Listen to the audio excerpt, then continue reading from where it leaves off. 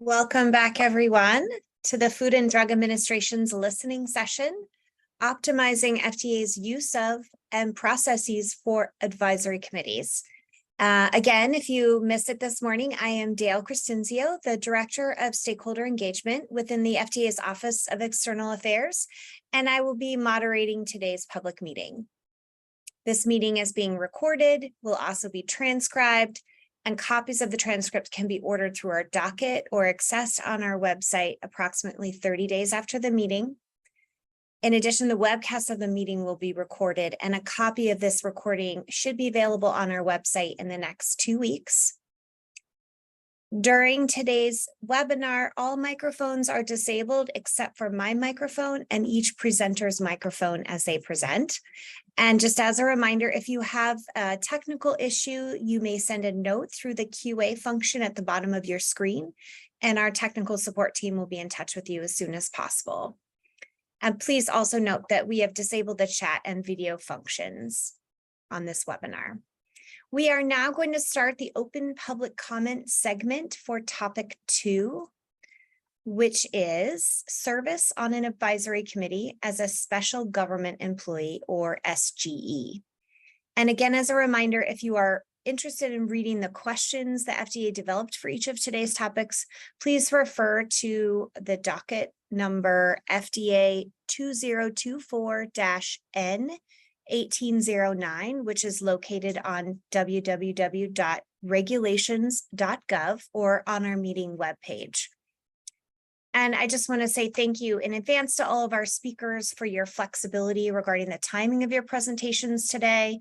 In a meeting this large, it's very hard to predict the exact timing for our presenters, and we are working hard to keep the meeting within a reasonable time frame. We are starting about 30 minutes earlier than we thought we would because we had a number of speakers that were not available this morning. And with that, let's begin with our first presenter. We have Elizabeth George for topic 2, service on an advisory committee as a special government employee. Hopefully you can hear me. Yes. Great. First off, I'd like to say thank you to the FDA for hosting this listening session. I think it's a great opportunity, all the stakeholders to share their perspective. And I also want to thank all of the speakers that have already spoken and the ones that will be coming up after me for sharing their comments and their insights. I am Elizabeth George. I'm a medical device consultant in the global regulations, standards, and compliance areas with more than 30 years experience in the medical device industry. I've actually had the fortune to not only present to advisory panels, but I've actually participated as an industry representative in multiple advisory panels, including radiological devices, risk management communication, and patient engagement. Being an SGE allowed me a couple of very valuable opportunities. The first being, I was allowed to be the voice representing all of industry. I know I heard a few people earlier today bring up the concerns that people sometimes show up representing themselves solely. I think one of the things that was invaluable in my role sitting on the advisory panel as the industry representative, I was there as the voice of industry, and it allowed me to help educate my colleagues that were sitting around the table of what it is that industry goes through to even get to sitting in front of them as a sponsor to present the data and the information. And also was allowed me to help educate them a little bit in some of the regulations. Even though they get educated prior to becoming an advisory member sitting on a panel, they only get that very brief education. And obviously with my 30+ years in industry, I am somewhat knowledgeable in the regulations. A second thing that it allowed me to do is I was able to engage with the actual sponsor company directly. I was the only member of the panel that had the ability to reach out to the company, chat with them. The company many times actually reached out to me to help educate me a little bit more on the product, because maybe I was knowledgeable in, say, radiological health products, but maybe their product was a specialty item that they wanted to help educate me so that I could represent the questions that might come up regarding regulations on their product. And then the last, which has been a very key topic that's been discussed so far today, is it allowed me to engage with the consumer and the patient representatives to learn what their issues and concerns were from a generic standpoint as well as a specific standpoint, and also to help them to better understand some of the regulations. So, in closing, from my perspective, I just would like to say I think that the advisory panel process is an invaluable one. It's important to have the diverse stakeholders, and it is important to make sure that whoever the expert is that's brought to the table, that they bring the expertise that is necessary to support the process and make the most effective advice and emphasis on advice back to the FDA. Thank you again, and have a wonderful rest of the meeting. I look forward to it. Thank you so much, Elizabeth. Our next speaker is Atisha Jefferson.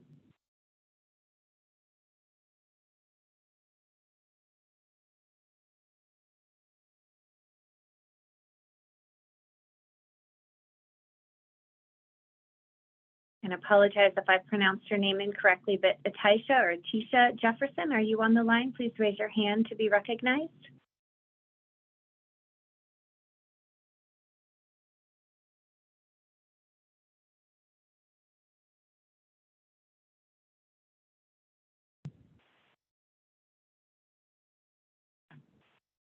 Okay, not hearing anything from our speaker. We're going to move on to our next speaker, Aaron Kesselheim. Can you hear me okay? Yes, we can. Excellent. I want to echo Elizabeth's thanks to the FDA for hosting this meeting.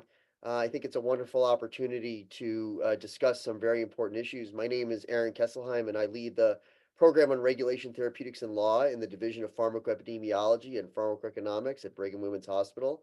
I'm a professor of medicine and a primary care physician, and I served as a voting member on the Peripheral and Central Nervous System Advisory Committee from 2015 to 2021. So I want to make a few comments today about service on an advisory committee as a special government employee. I want to start by acknowledging that service on the advisory committee was a great honor, allowing me to contribute to the essential functions of the FDA, perhaps the most important public health agency in the country. My service began when I was invited to apply to join by the FDA, and it ended when I resigned because of concerns that the advisory committee process was not fulfilling its important goals of supporting high-quality decision-making and promoting public trust, and was being organized in ways that did not support thoughtful discussion. So based on this experience, I have 3 specific recommendations for the group to consider about this process. First, I think it's important to recruit advisory committee members who are free from financial conflicts of interest. I believe there are enough experts in the evaluation of evidence out there without conflicts of interest, and the FDA should invest resources in finding them. Many scientists and doctors are committed to public service and believe, like I do, in the essential role of the FDA and would be delighted to serve. But the advisory committee's ability to provide useful advice and promote public trust depends on advisors who are independent of conflicts of interest from industry. And I've heard concerns that especially in some rare diseases, it can be hard to find experts who lack conflicts. But I'd argue that what's really needed is expertise in interpretation of data, which can come from experts in related fields. In the very, very uncommon cases where a certain highly specialized clinical expertise is needed, the FDA could make more use of its ability to allow experts to contribute without voting. So I recommend that the FDA not take any steps that would loosen conflict of interest rules for advisory committee service.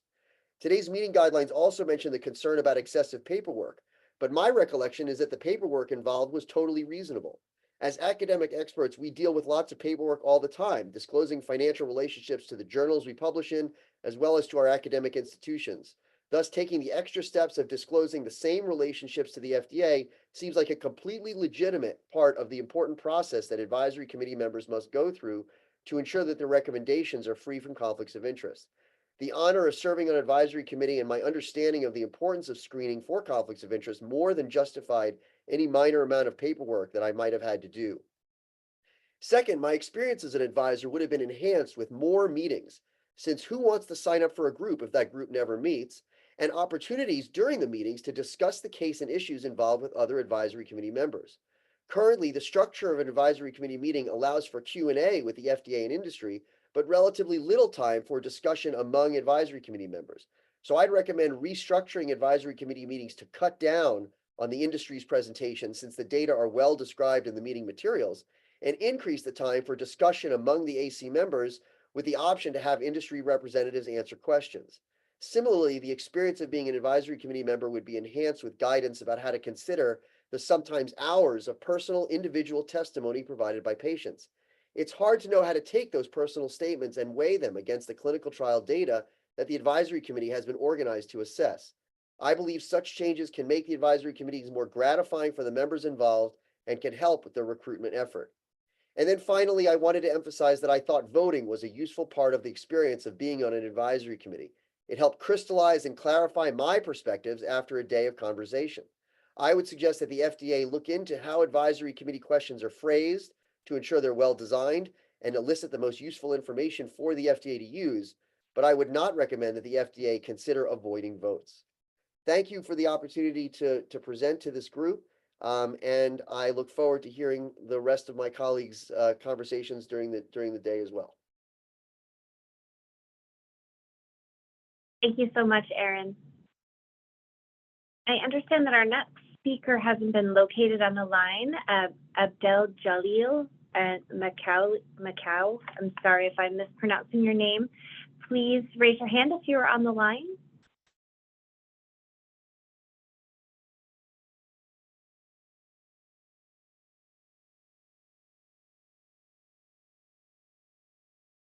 Okay, so before we move on to topic 3, I also just wanted to give a chance for any of our presenters who missed their time during this morning's segment for topic 1 to also raise your hand so that our tech team can unmute you and you can speak. We had a number of presenters who missed their time slots this morning.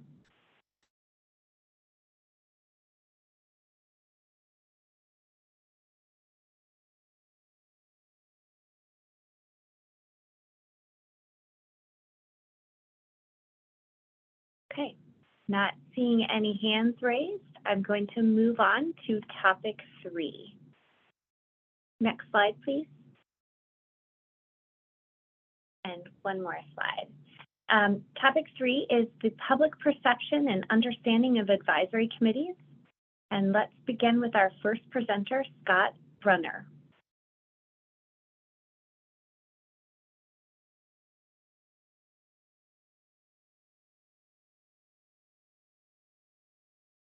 Scott, if you're on the line, please raise your hand to be recognized.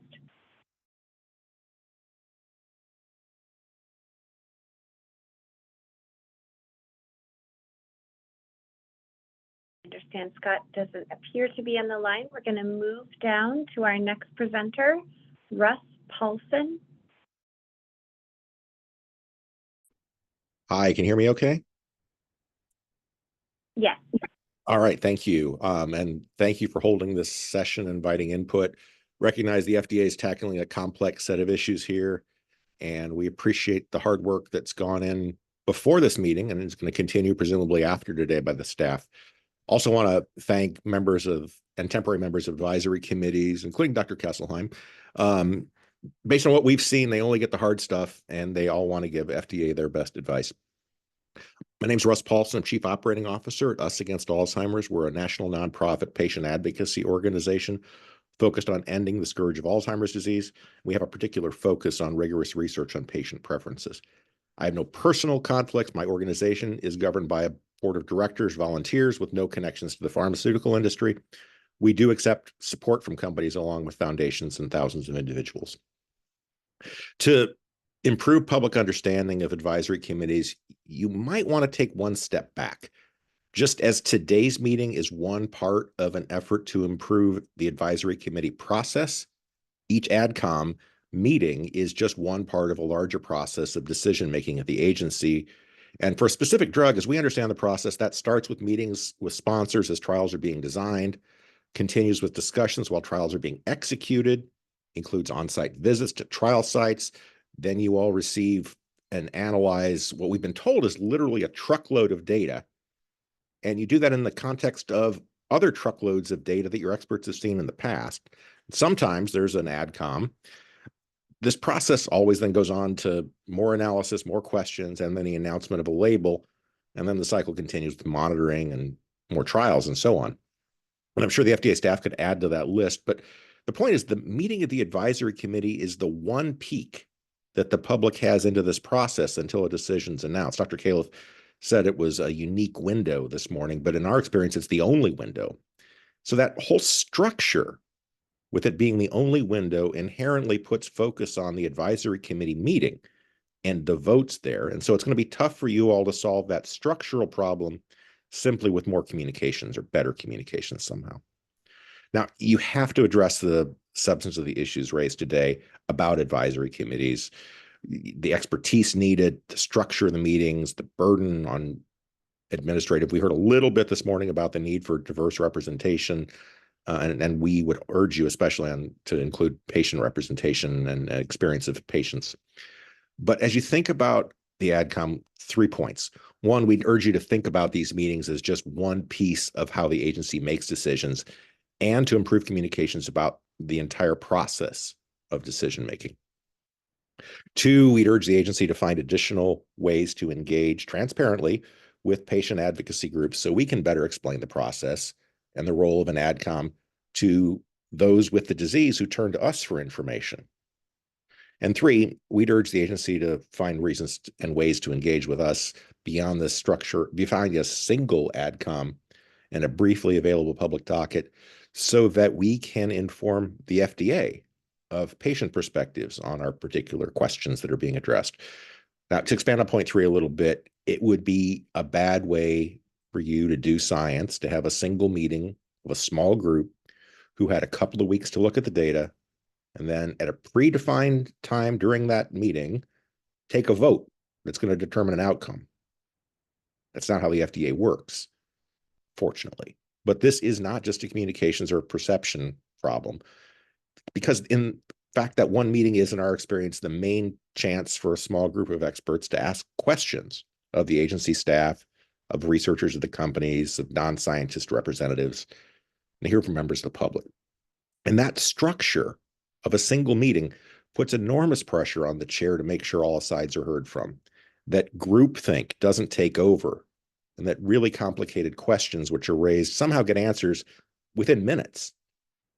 It also puts huge pressure on the quote-unquote patient and quote-unquote consumer representatives who, unlike all the scientific heavyweights on the panel, are somehow supposed to represent entire communities.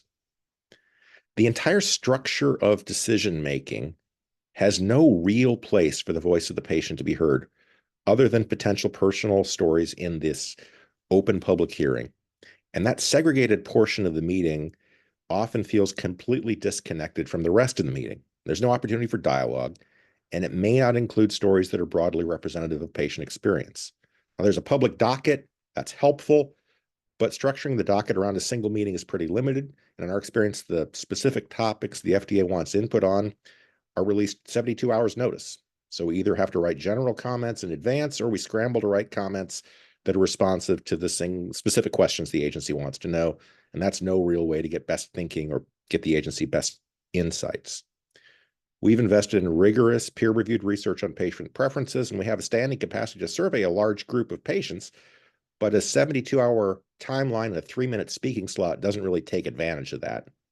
Instead, the single patient representative, who in our experience doesn't even have the disease being talked about, is somehow expected to represent the diverse voices of, in the case of Alzheimer's, about 7 million people.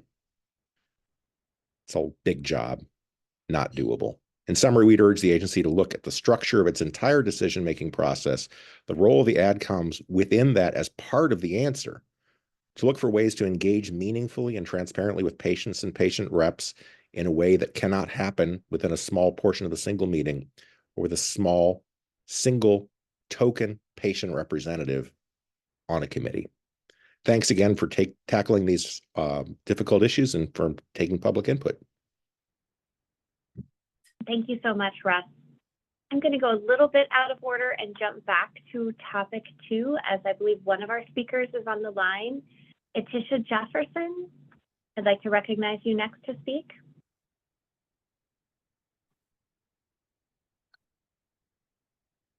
Hello? Hi, we can hear you. Okay, thank you.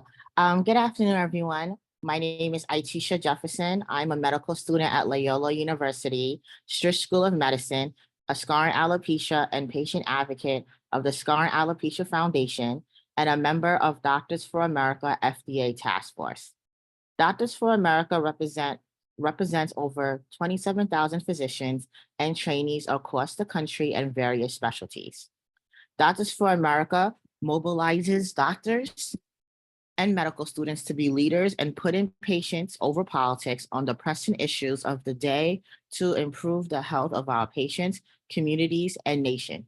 The Doctors for America FDA Task Force received no funding from the pharmaceutical or medical device industry. We work to support and strengthen the FDA towards improving patients' health outcome. I'm grateful for the opportunity to provide my public comment on the critical role of special government employees on FDA advisory committees. Service on an advisory committee as a special government employee allows dedicated professionals to offer essential advice and recommendations on matters vital to public health. However, managing conflicts of interest and limiting any administrative burdens associated with this role are crucial to maintaining the integrity and trust in the FDA's decision-making process.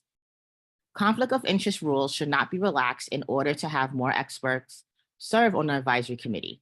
If a special government employee is receiving money from the product sponsor for research or non-research related activities, such as consulting or speaking fee, or is receiving money from competitors in the same field of research for non-research related activities, the special government employee should not be allowed to serve on the advisory committee.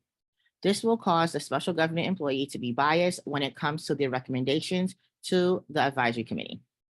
Time period of disclosing your conflict of interest. For medical journals, you typically have to disclose your conflict of interest over the last 36 months. Special government employees should also follow the same timeline. Currently, FDA does not have a time period.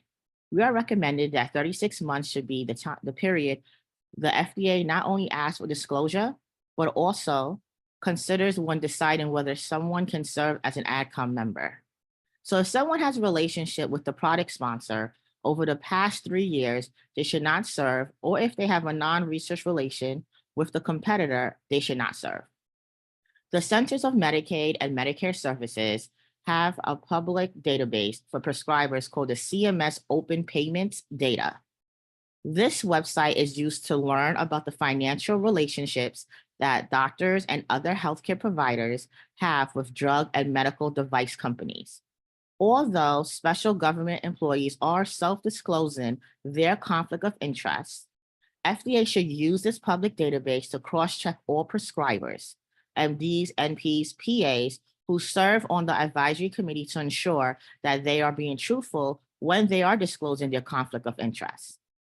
To reduce administrative burden, there should be a more robust onboarding process, as there is not an opportunity to ask for clarification on any questions the special government employee may have before the advisory committee meets. This will ensure that the special government employee is more informed and engaged in the process. By implementing these recommendations, the FDA can significantly reduce administrative barriers and enhance the overall experience for special government employees, while also effectively managing conflicts of interest. This will not only improve the efficiency and effectiveness of advisory committees, but also ensure that the FDA continues to benefit from the expertise of dedicated professionals committed to protecting public health. Thank you for considering these suggestions. I look forward to the positive changes that these initiatives can bring to the special government employee experience. Thank you. Thank you so much. Now we're going to go back to where we were on topic 3, and our next presenter is Sue Peshin.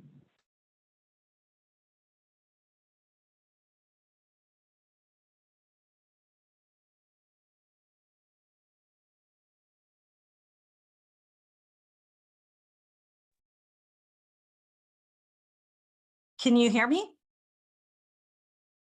Yes, we can. Okay, terrific. Thank you. Hi, everyone. I'm Sue Peshin, and I serve as President and CEO of the Alliance for Aging Research. Thanks to the FDA for hosting today's listening session. We share Commissioner Califf's concern about the acceleration of health misinformation and disinformation. 2 years ago, the FDA introduced its rumor control webpage to address, quote, the growing spread of rumors, misinformation, and disinformation about science, medicine, and the FDA. In other words, FDA officials identified a pressing need to develop a webpage to address rumors about its own agency. This should concern all of us.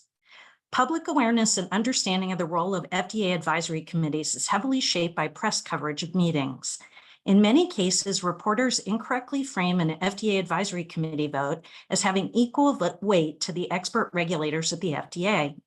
In fact, a local reporter I spoke with this week gave me permission to share that she first thought the 11-0 vote at this week's donanemab meeting meant that the FDA approved the drug. Her misinterpretation was thankfully caught by a colleague. Many reporters have broad health portfolios and don't know much about how the FDA works. So we have several recommendations for the FDA's consideration to improve public understanding of advisory committees and their role. Number one, the FDA should coordinate with the Association for Healthcare Journalists to offer annual briefings on the basics of the FDA's role and process, including the role and process for its advisory committees. We also recommend direct touch outreach to reporters who misrepresent the advisory committee's role in their stories. Number two, the FDA should develop standard language regarding the role of advisory committee members that should be read twice by the lead FDA official at the meeting, first in opening comments and a second time before advisory committee discussion and voting. Number three, we recommend the FDA release a just the facts statement after advisory committee meetings within an hour of the conclusion of the meeting that should describe what occurred and that the FDA's approval decision will follow later. Since there are usually press stories on most advisory committee meetings, the FDA should be more proactive about providing accurate information to help reporters. Number four, all FDA centers should release press statements following approval decisions that involve advisory committee convenings. As an example, CDRH does not release statements and often does not even note an approval until days after its decision. We would like to link to the FDA when alerting folks to the FDA's decisions, rather than to a company press release, since we don't endorse any therapy or take positions on FDA approval of specific medical products. Number five, when there's a negative vote at an advisory committee, this puts political pressure on the FDA to defend itself. We'd like to see the FDA develop a public response on reasons for disagreement, especially in cases where advisory committee members go to the press with unfounded accusations against the agency. Regarding voting, the Alliance believes that advisory committee members should not vote on direct questions about approval or approval analog questions, such as questions regarding risk-benefit. We support advisory committee votes on other relevant scientific questions, and certainly we support rich engagement and discussion to advise the agency. Next, the FDA should provide robust training for new advisory committee members on the basics of clinical development, regulatory decision-making, clinical trials, and patient outcomes data. The role of labeling should be explained to committee members, including how it serves to explain nuance and mitigate risks, so advisory committee members understand that the FDA does not regulate clinical care. Additionally, the FDA should create consumer language abstracts on the review packet materials. This would help committee members better understand key takeaways and what the FDA wants their advice on. Last, here's something for both the GSA and the FDA to consider on all the noise regarding conflicts of interest. Conflicts of interest inquiries should go beyond medical product industry connections to connections with anti-industry funders, such as Arnold Ventures, that have contributed tens of millions to some of the academics and group representatives who spoke here today. Those folks are currently saying nothing regarding those ties, and they are the ones usually wreaking havoc on this process. For example, regarding the 2021 Advisory Committee meeting on Aduhelm, anti-industry advocates may have viewed participating and then resigning from the committee as a PR stunt or a platform to lambast the product under consideration and the FDA more broadly. The ripple effects of their overblown self-importance contributed to multiple press stories and misinformation overload. In fact, the FDA's safety and effectiveness standards have remained steadfast. When it comes to evaluation of risk-benefit for patients, the FDA's senior career staff have acted with integrity and carefully guarded their independence in an often highly politicized environment. Thank you again for today's opportunity, and thank you all at the FDA for your service. Thank you so much, Sue. Our next speaker is Rebecca Fujimura. Rebecca, you're up.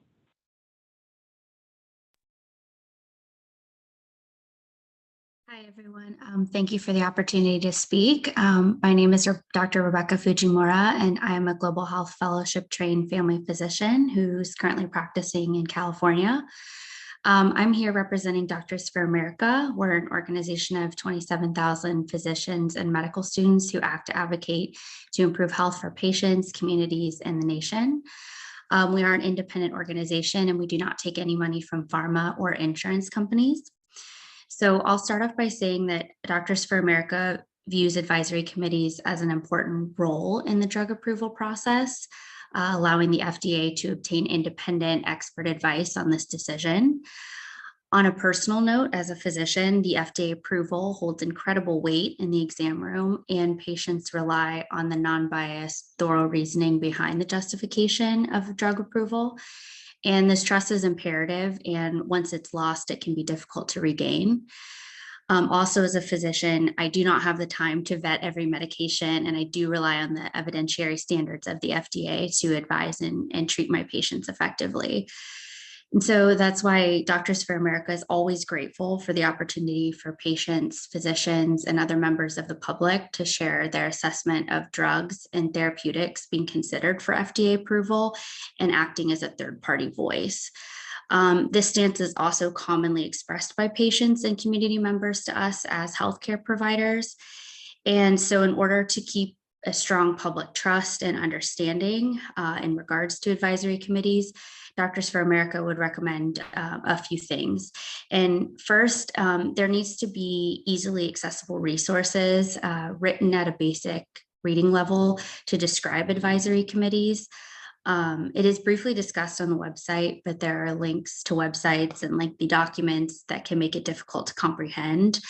We would recommend a single descriptive paragraph, which could also state that FDA makes the final decision with a potential outlined graphic, potentially, or links to examples to make the public be able to take it in more smoothly.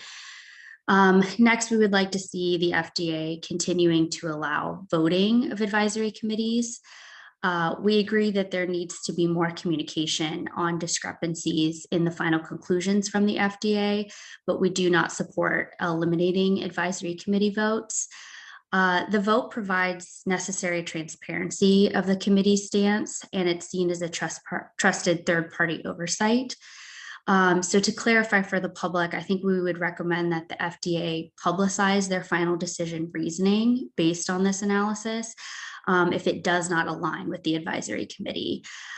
This could be in the form of a written statement, webinar, or other presentation, but something that's easily accessible. Even if possible, if there was a landing page dedicated to these reasonings to find quickly. And this openness would continue to gain public understanding and trust, and would allow us as healthcare providers to have a more robust and supported conversation when discussing the risks and benefits of a medication to a patient, particularly when there is this discrepancy.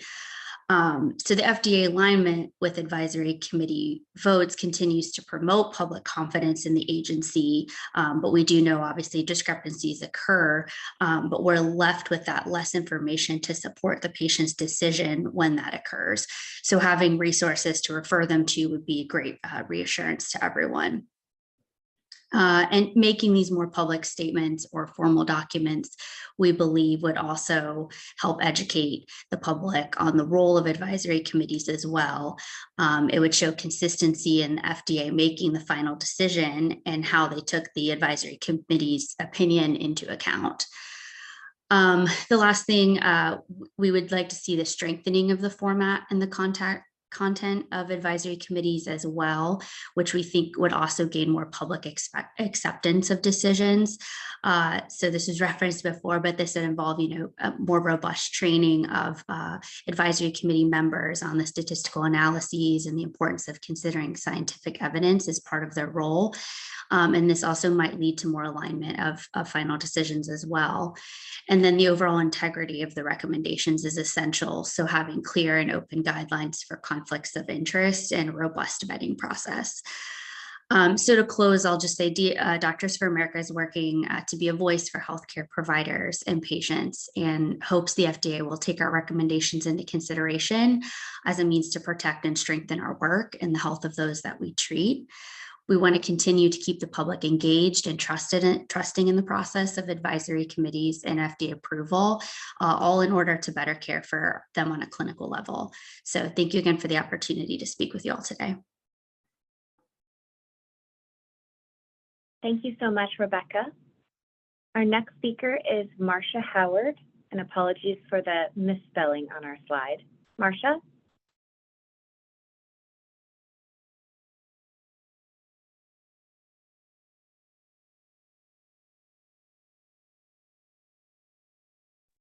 Okay, can you hear me?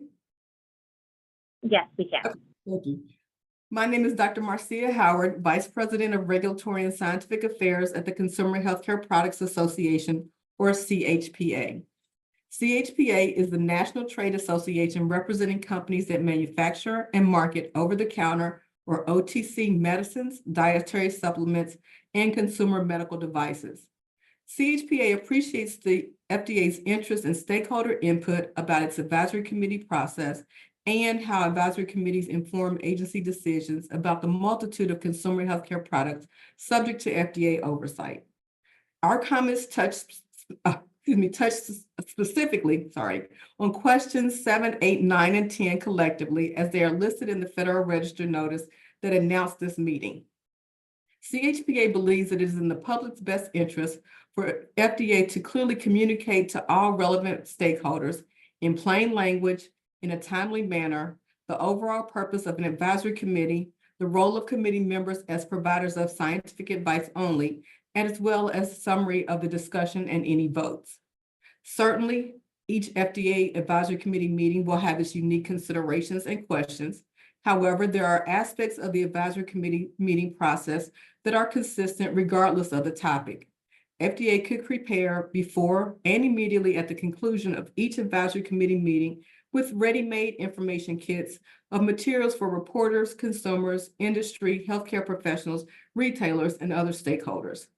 These information kits could serve as a trusted and accessible resource for fact-based media coverage about the general role of an advisory committee, and as a way to effectively and accurately explain the context of a particular advisory committee meeting and any next steps after its conclusion.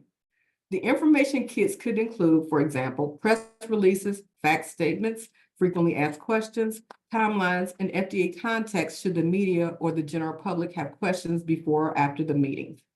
This resource could also provide information for consumers, healthcare professionals, retailers, industry, and the media at different stages throughout the entire advisory committee process. From the time the advisory committee meeting is first announced, when important materials, including briefing books and presentations, are made public, and possibly most important, after the advisory committee meeting has concluded. Ready-made materials like these from the FDA allow the media and organizations to help amplify FDA's accurate messages and to minimize potential public confusion.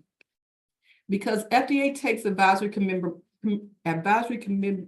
member feedback into consideration, along with other available information, the agency should develop a standardized concluding statement to end every meeting that includes language to remind the public that FDA has not made a final decision and that these meetings are for advisory purposes only.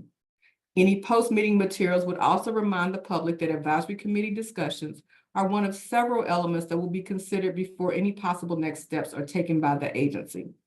Thank you for the opportunity to share our initial thoughts to improve the FDA advisory committee process. CHPA plans to enter more detailed comments into the official document or docket. Thank you. Thank you so much, Marcia. Next, we have Maria Gamitro.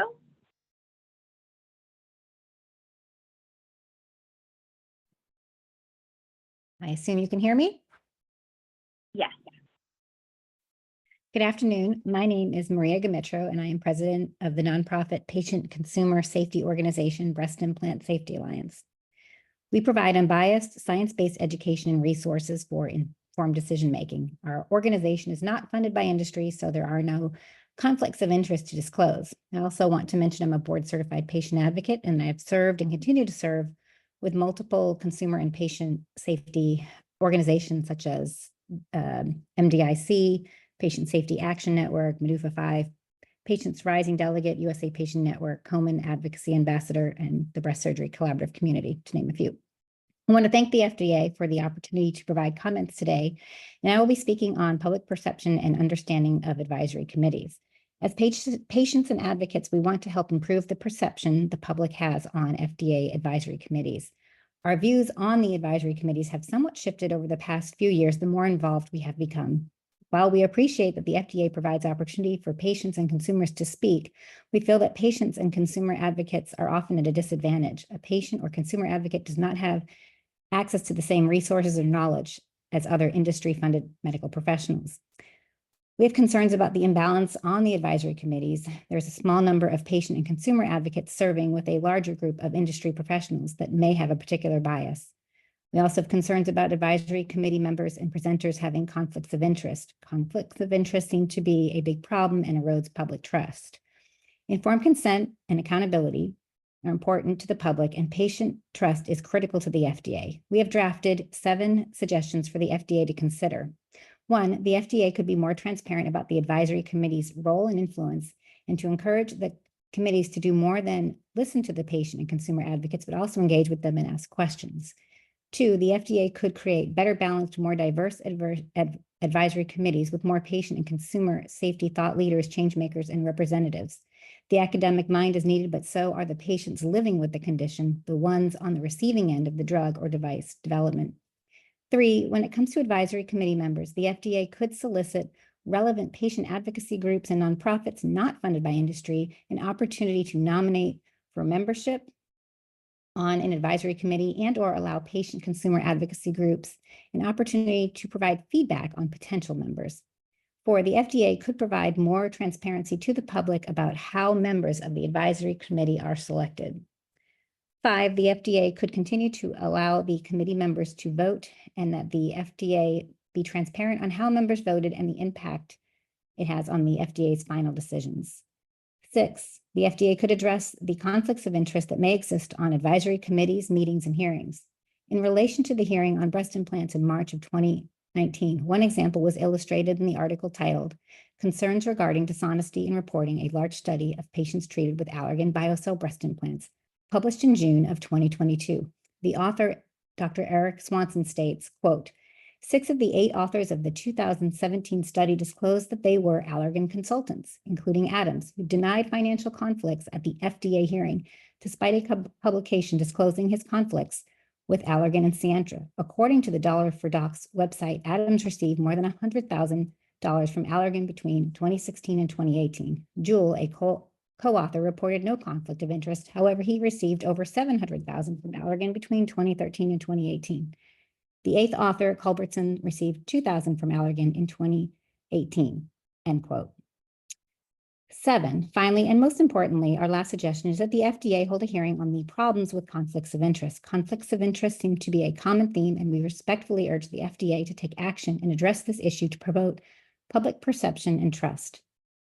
As always, I am grateful to work toward our common goal of consumer and patient safety. I want to thank you again for the opportunity to speak today and for the FDA's consideration on our concerns and suggestions. We will follow up by submitting our suggestions in writing to the public docket. Thank you so much, Maria. Next speaker is Kim Witzak.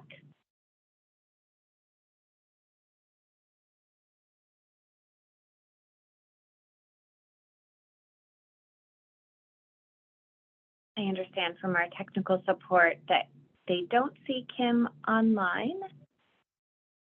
I'm I'm going to move on to our next speaker, Peter Lorre.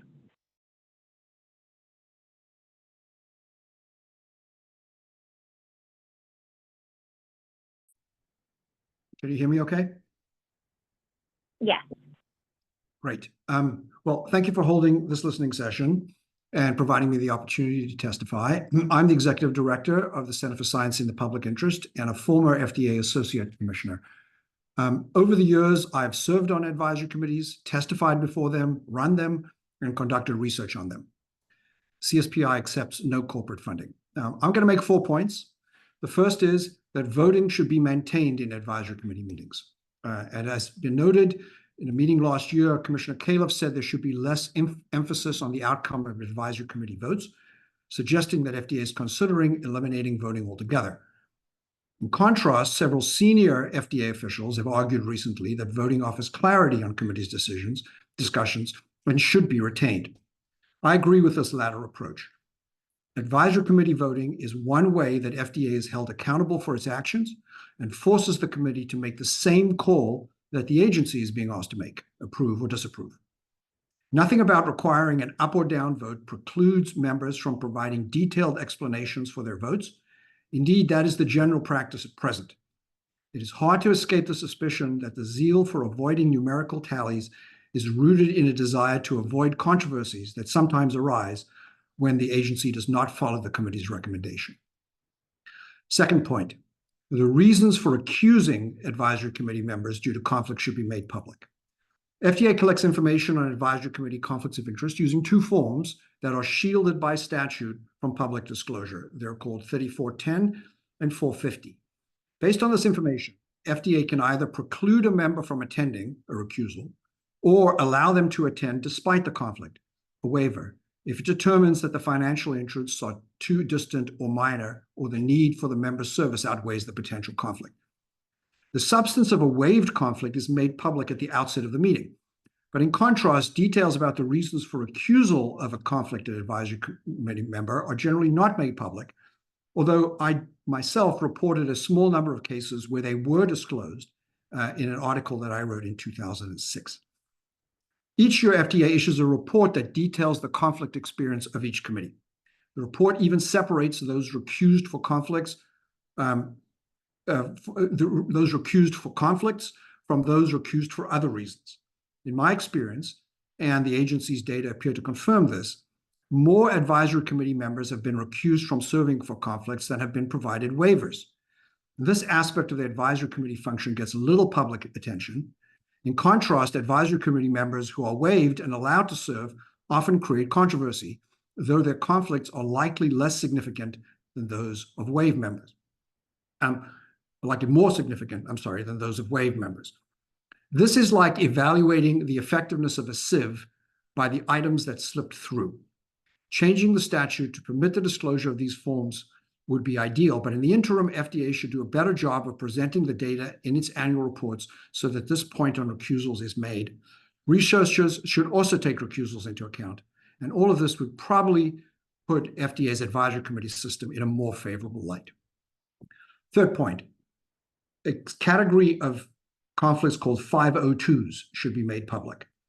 In fact, the conflicts that I just discussed are a subset of the conflicts of which FDA is aware.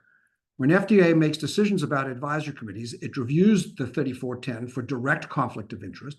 Those are Section 208 conflicts, or anything that might create the appearance of a conflict. Those are called Section 502 conflicts. So those are appearance conflicts. For both, FDA may allow the member to serve or prevent them from serving. The agency publicly discloses the Section 208 conflicts of committee members, but not the Section 502 ones. When I was at FDA, my colleagues and I published a paper that examined the association between Section 502 conflicts and voting outcomes. The study was not highly powered, but we found no association between these, which is reassuring. Nonetheless, for reasons of transparency and because these 502 conflicts are often cited as undisclosed conflicts by outside parties should they discover them independently, such conflicts should be publicly disclosed. At one point, FDA even asked for input on whether to publicly disclose the 502s, but evidently they've decided against that. It's time to reverse. Finally, FDA and sponsor presentations should be independent. As we've already heard, FDA and Biogen prepared a joint briefing document for the advisory committee meeting on aducanumab. And a House investigation subsequently revealed that FDA had provided Biogen with draft text from its own review of the data ahead of time and gave the company specific guidance on what it ought to say. Although the FDA's guidance for industry on preparing information for advisory committee members is silent on the issue of joint briefing materials, the agency explained to the congressional investigators that it is generally taking the position that materials prepared by FDA and drug sponsors should be independent documents. But the House investigation showed that at the time, there had been joint briefing materials 9 times, and since then, there have been 3 more at meetings of the Oncology Drugs Advisory Committee. FDA should update its guidance for industry and create internal guidance for FDA staff that specifically precludes joint briefing materials and affirms the independence of FDA and sponsor briefing materials. Indeed, the possibility that FDA and the sponsor may have differing interpretations of the data is one of the very reasons advisory committee meetings are held in the first place. Thank you for the opportunity to address you on this. Advisory committees do play an important role in FDA decision-making. FDA's structure around these is recognized throughout the federal government as one of the most extensive and well thought out. But there are measures to increase transparency and accountability of this process that can make it even stronger. Thank you. Thank you so much, Peter. Next, we have Robert Steinbrook.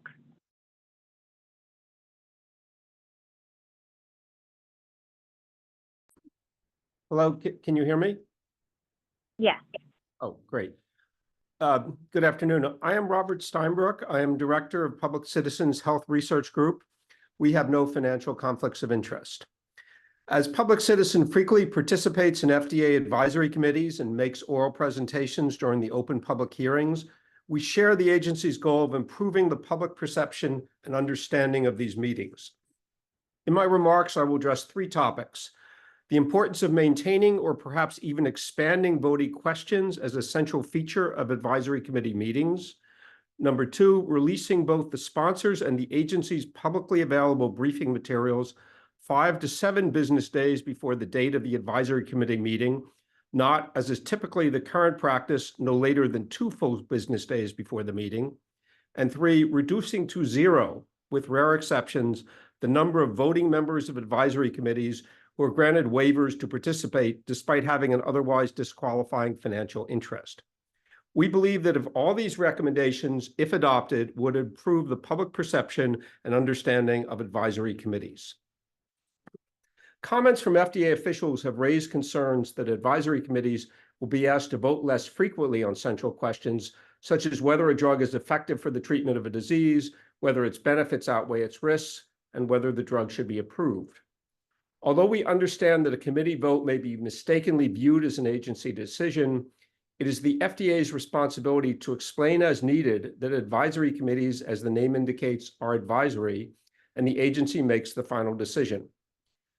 Discussion questions and voting questions complement each other. Voting is an integral part of the process because it allows committee members to record their overall view after a long and detailed discussion of the pluses and minuses of a drug or device. Importantly, without a vote, it would be easier for the FDA or the sponsor of a marketing application to spin the discussion as they wish and to disregard the committee's advice.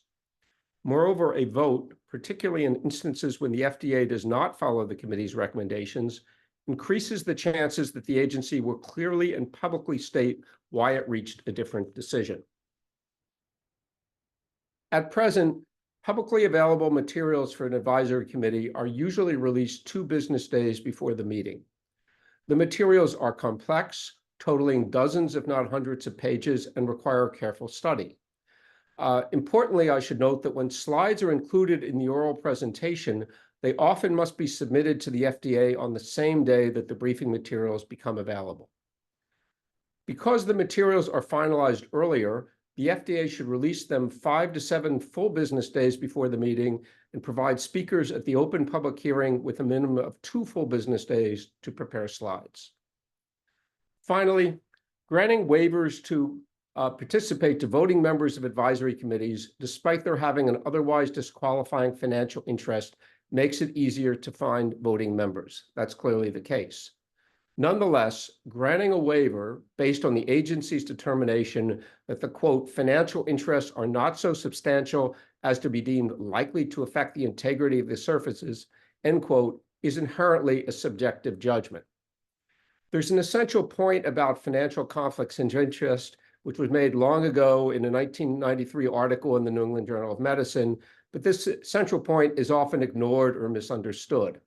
Let me quote, "The rules do not assume that most physician researchers let financial gain influence their judgment. They assume only that it is difficult, if not impossible, to distinguish cases in which financial gain does have improper influence from those in which it does not.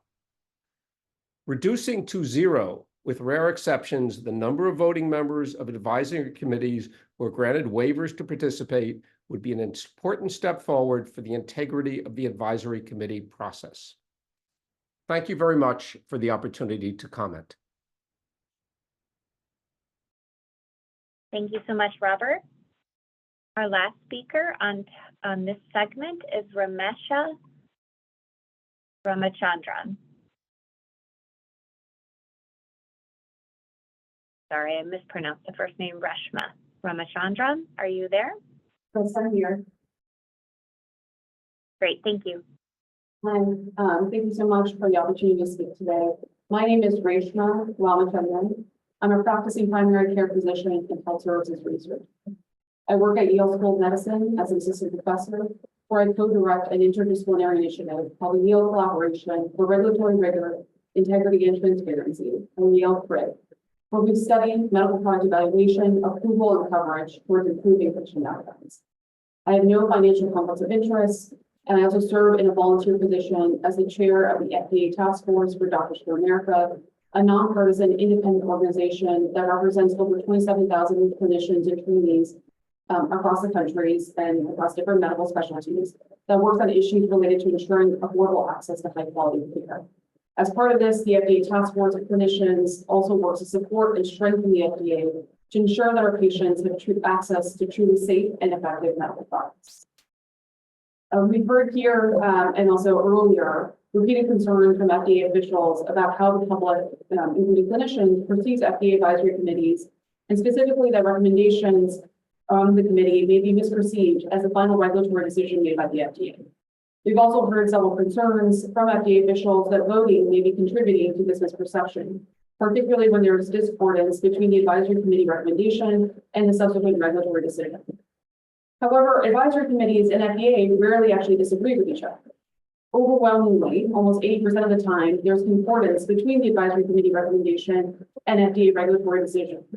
And additionally, for the minority of times when FDA makes a regulatory decision that does not match the advisory committee recommendation, the agency's decisions were typically more restricted, either in not approving the recommended product or issuing safety actions that the committee had recommended. We would also argue that instead of viewing the vote as inappropriate or unnecessary, especially if the vote seems to mislead the public and undermine trust in the agency, that instead the vote is actually an important tool for the FDA to preserve public trust. The FDA is making a binary decision around a product approval or when issuing safety action or when determining if there should be a new scientific standard for regulatory approval. Convening outside independent experts and asking them to vote on these issues and make a similar binary decision reflects their best judgment with the evidence available. The final tally of votes also provides a signal to the FDA and the public.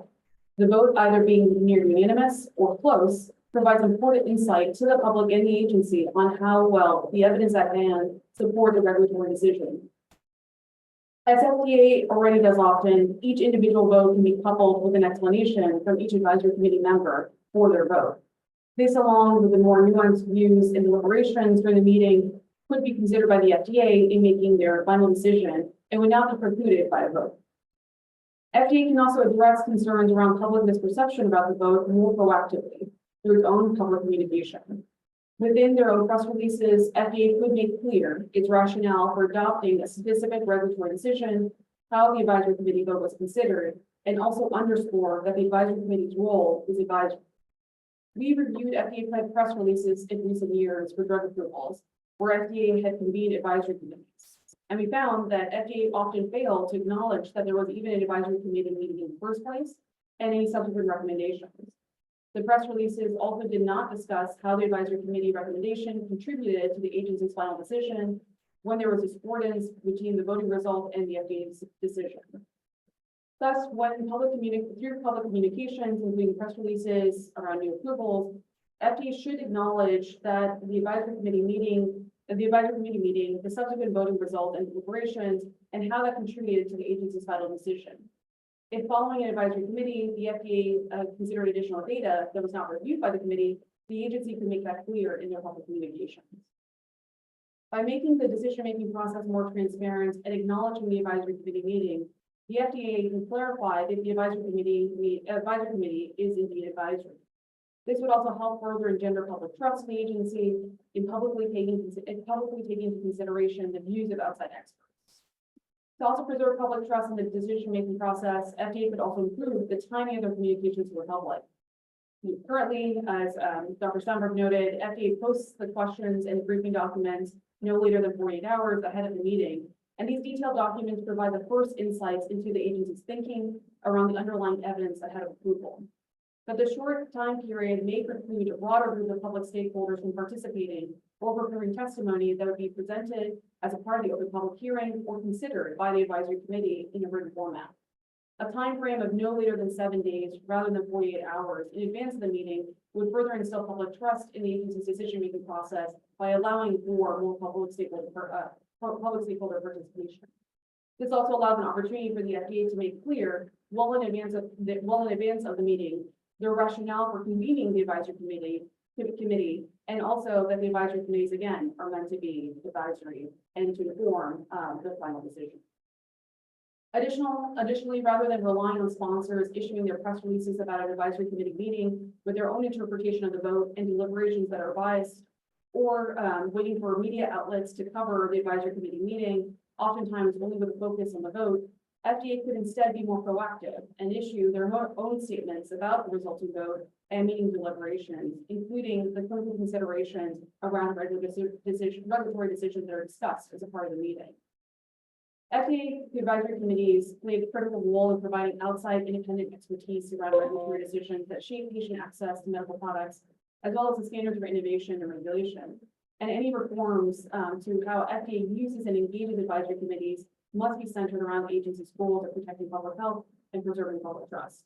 Therefore, again, preserving the vote as a part of the advisory committee process as a way to signal to the public how outside independent experts weigh a decision that the FDA is considering is important for doing this, and by ensuring that the public has full access and transparency to how the agency is thinking about these regulatory decisions that have huge impacts on prescribing and also patient lives, but also the critical as well. Thank you so much for your time. Thank you so much, Reshma. I believe we have a speaker who was not available earlier for her segment, Kim Witsiak. Are you available to speak?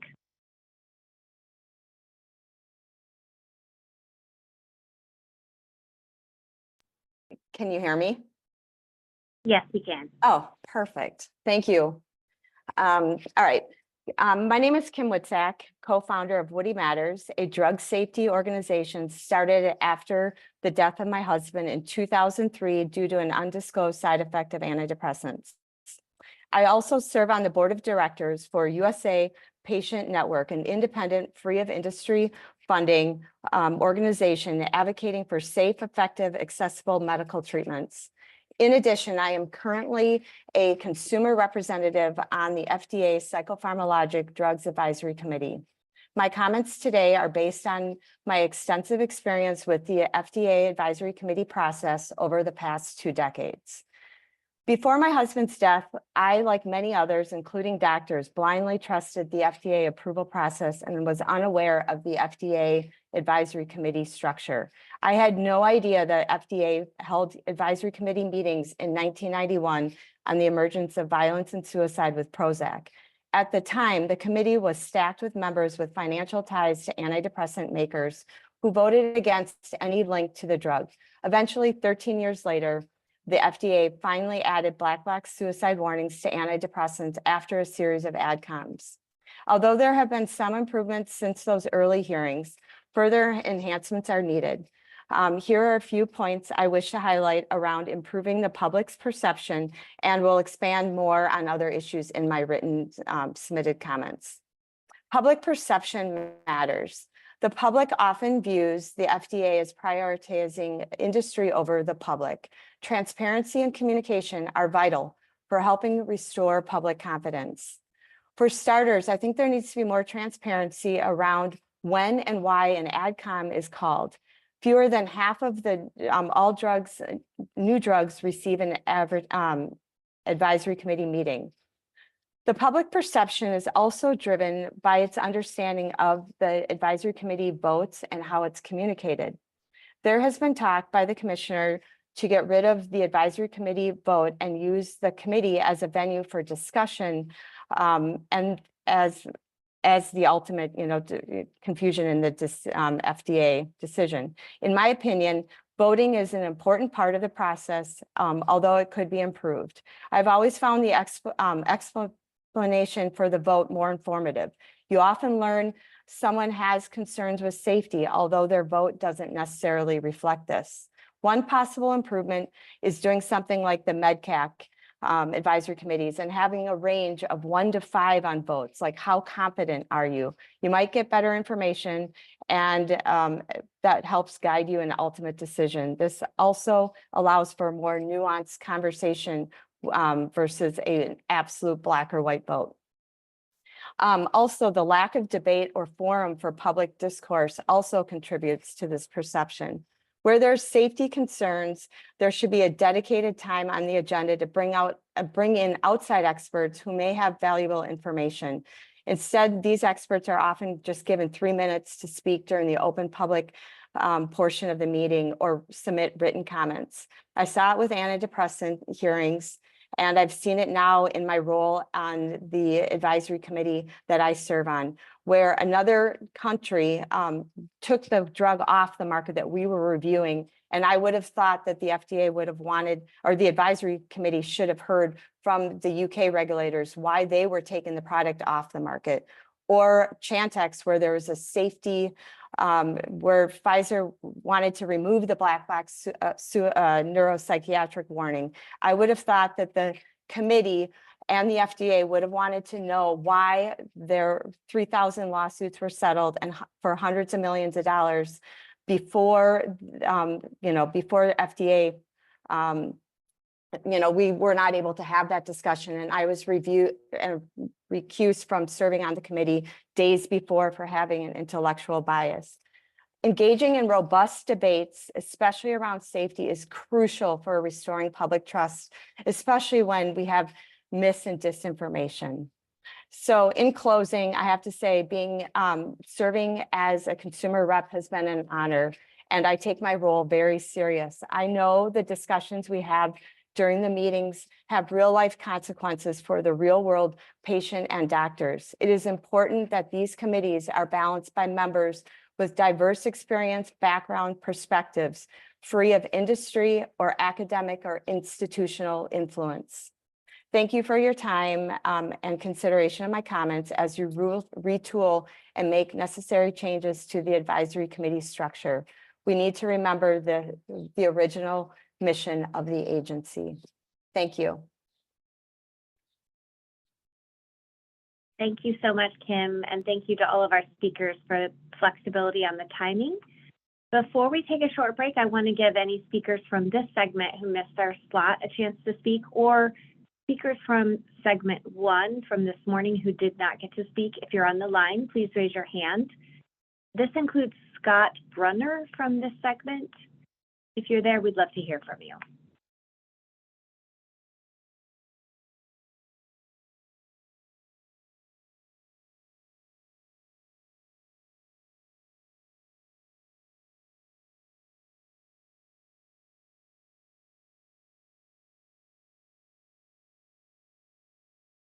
Okay, not seeing anyone raising their hands.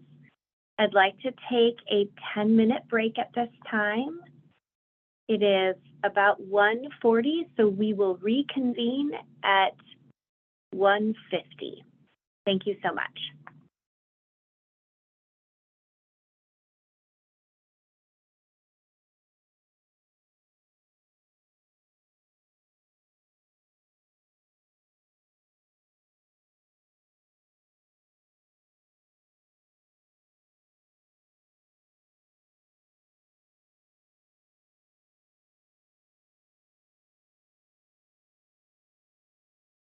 Welcome back, everyone.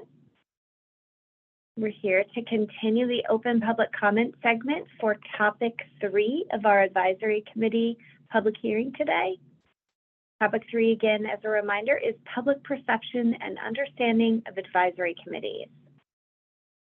With that, let's begin with our next presenter, Mitzi Klingenberg. And again, Mitzi has slides to present.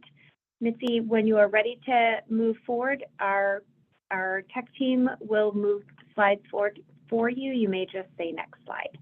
Thank you. Can you hear me? Yes, we can. All right, thank you. My name is Mitzi Klingenberg, and thank you to the FDA for holding this important listening session.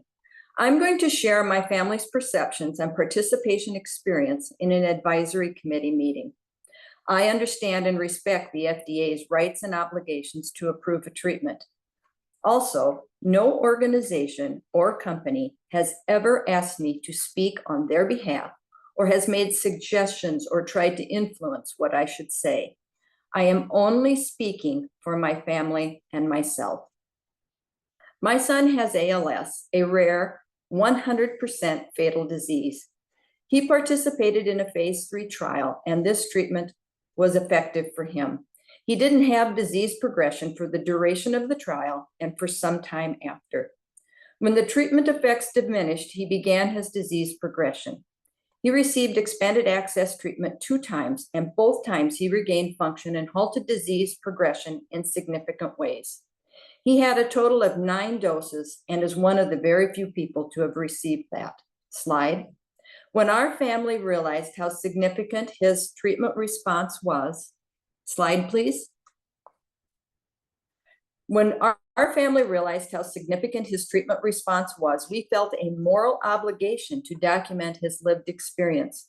For years, we documented his response through videos, written observations, and objectively reviewed how he felt, functioned, and survived. My son is an agricultural scientist. His wife and sister are doctors of physical therapy, and I'm a registered nurse. Slide. When the advisory committee meeting was announced, our family submitted comments and I was selected to speak.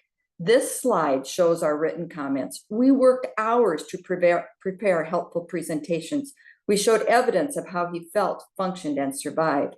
Our perception was the comments and testimony would be treated with interest and respect. The reality was that nobody cared what we said. Why ask for comments and testimony if it is not considered informative? One of the advisory committee members asked the other members if they'd read the comments, and no one responded. My conclusion was the comments were not read by the advisory committee. Slide. Embedded in the comments and in my statement were links of videos demonstrating treatment response. Here is one example that shows a significant change. There were more videos attached to our written comments. They are on YouTube and have very few views. My conclusion is that they were not viewed by the advisory committee. Trial participants' testimony was noted to be anecdotal, and they were given a perfunctory thank you with no acknowledgement of the expertise of their disease. The danger of false hope was emphasized with no comment on the hope offered by this treatment. This was particularly personally devastating as my son did have hope because this treatment worked for him. The bottom line is that treating dying people and their families respectfully is important. Acknowledging the lived experience of trial participants and their knowledge of their treatment and their disease is important. My perception prior to the AdCom is that this would be the case. The reality is that this was not the case. Importantly, we were not the only family with this perception. I know other participating families who hold the same view. If the FDA wants the public to know advisory committees are not the final decision makers, the public advisory committee hearing and the process of public testifying needs to reflect that. This advisory committee presented itself as the decision-making authority. Lastly, and during this last slide here, I'll note that it was not lost on me that I was given 5 minutes for these comments and 3 minutes to comment on my son's treatment response to a phase 3 treatment in a 100% fatal disease. Initially, we had to ask for a camera Zoom meeting and more consideration for people with a disease that has a significant communication issue. This was a surprising lack of sensitivity. My perception was that the physicians and trial participants would have priority over the general public during the public comment time, and they were not. My perception was that the trial participants and families would be taken seriously, and we were not, as evidenced by my earlier statements. My son's PI spoke personally about how he saw this treatment work, and he was not asked any questions and no comments were made. I didn't have any previous experience with the FDA drug approval process or advisory committees prior to this, so I am truly the person for whom this listening session is directed. I'll say that ALS is a particularly difficult journey, and sharing at any time is a grief-filled process. And to be basically ignored and unacknowledged during that time rates the AdCom day as the second most difficult day in our ALS journey, topped only by the initial diagnosis. Thank you for your time. This is a worthy subject. Thank you so much, Mitzi. Next presenter we have up is Sherry Banks, who will also be presenting with slides. Sherry, please let us know when you need a slide moved forward. Thank you. Hi, can you hear me? Can you hear me? Yes. Okay, Yes, perfect. we can hear you. Hi, everyone. My name is Cherie Banks, and I'm a health regulatory specialist with the Federation of American Scientists. I would like to say thank you to the FDA for hosting this meeting and for allowing us the opportunity to speak with you. To begin, I would like to briefly tell you what we have been working on at FAS, and then I would like to address each of the agenda topics for today. Next slide. Over the past few months, FAS has worked on a project funded by Arnold Ventures, which is a family foundation. However, they have had no oversight over our work, and we've had the opportunity to speak with current and former FDA advisory committee members about their experience in service and any perceived challenges or opportunities that they feel would be beneficial to changing the advisory committee process.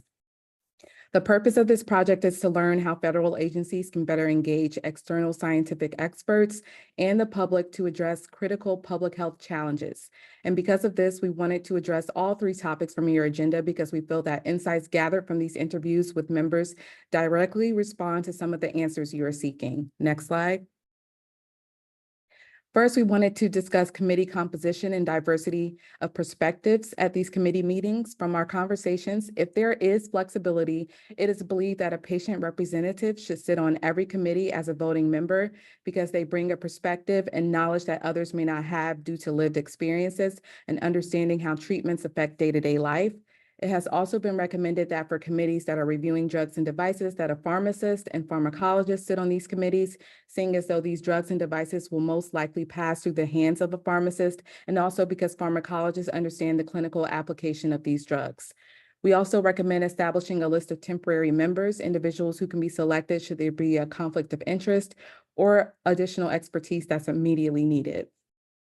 To move on to diversity of perspectives, the FDA could diversify the voices of the committee in the room through developing and implementing criteria that is used to select AdCom members. That includes, but is not limited to, race, gender, geographic and regional location, and sexual orientation.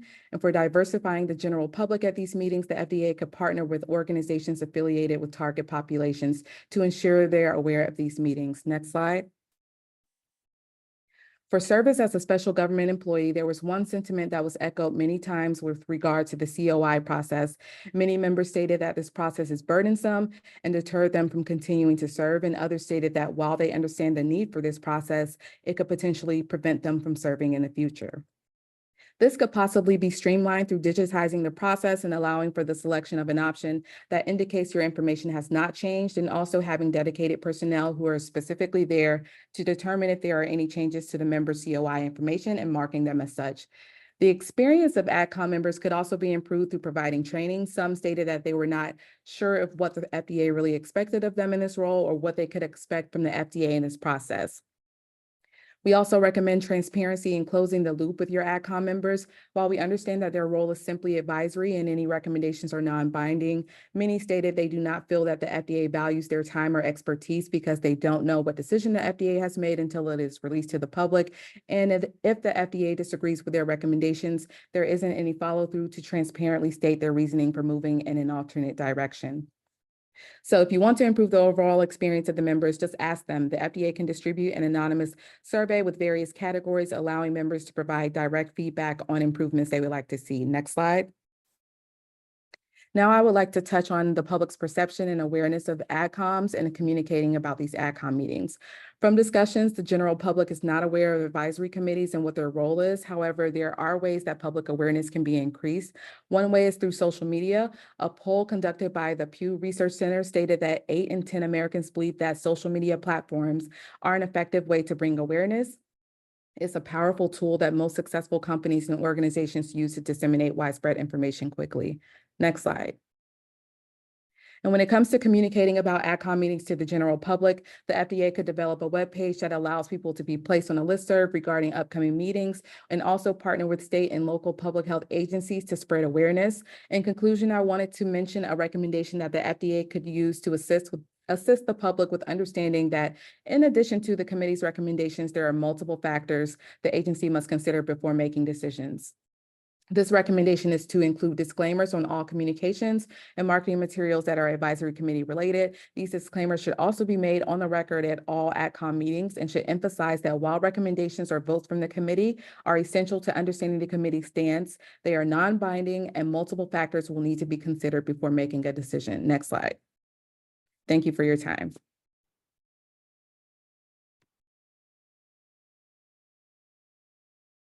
Thank you so much, Cherie. Next, we have Leah Rand, also with slides.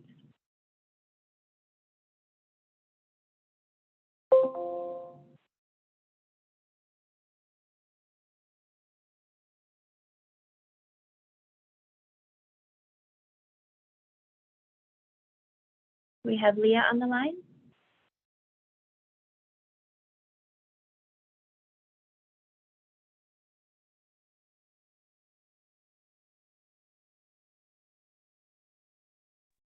Okay, we'll hold her slot in case she comes back. Are you able to hear me now? I can hear you. All right, thank you. Thank you for this opportunity to comment today. My name is Leah Rand. I am a bioethicist, a lecturer at Harvard Medical School, and a research scientist at Brigham and Women's Hospital. I recently helped lead an extensive qualitative research project funded by the Greenwald Foundation about public trust in the FDA. And I will talk about first, how advisory committee meetings provide an important forum to build trust with the public through voting and transparency. And second, the need for guidance on how the FDA and advisory committee members should consider public testimony from patients and caregivers during the public comment portion of meetings. Next slide, please. My colleagues and I have received funding to study advisory committee meetings, and I have no other actual or perceived conflicts of interest to disclose. Next slide, please. For over 5 decades, advisory committees have been a transparent forum in which an independent group of experts provide recommendations to the FDA on challenging questions to preserve and improve the integrity of the agency's process and its decisions. Advisory committees provide independent advice, protecting the FDA from inappropriate attempts at outside influence, as appeared to be the case for eteplirsen, aducanumab, and even COVID-19 vaccines.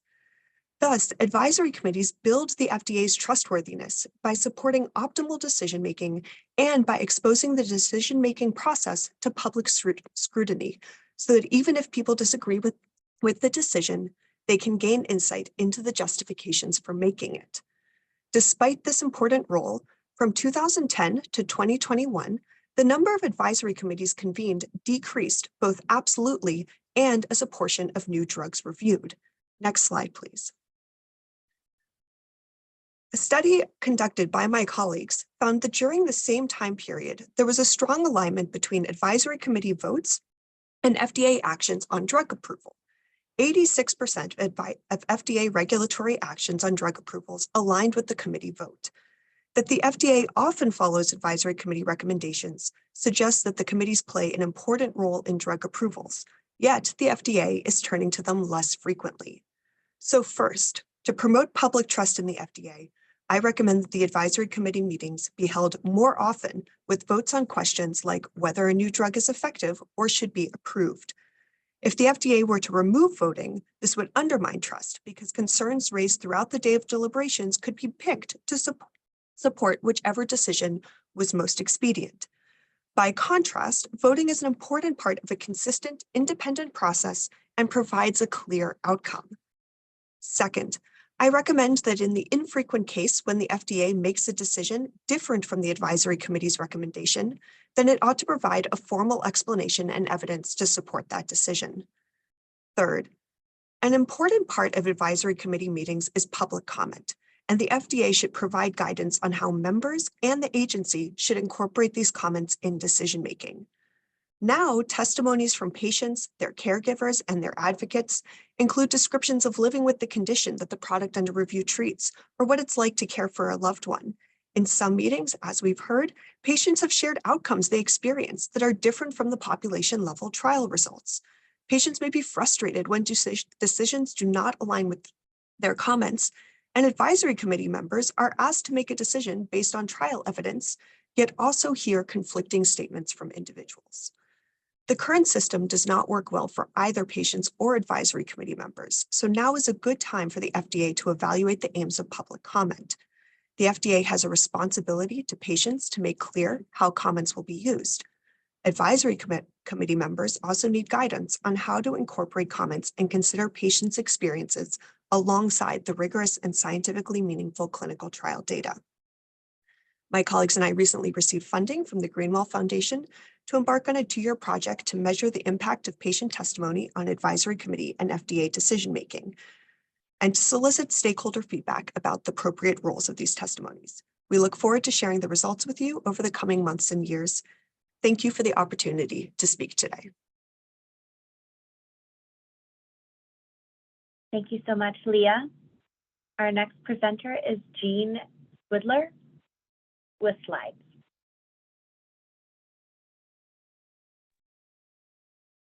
Greetings. Thank you so much for letting me speak today. So my name is Jean Swidler, and I'm with Genetic ALS and FTD and the Legacy.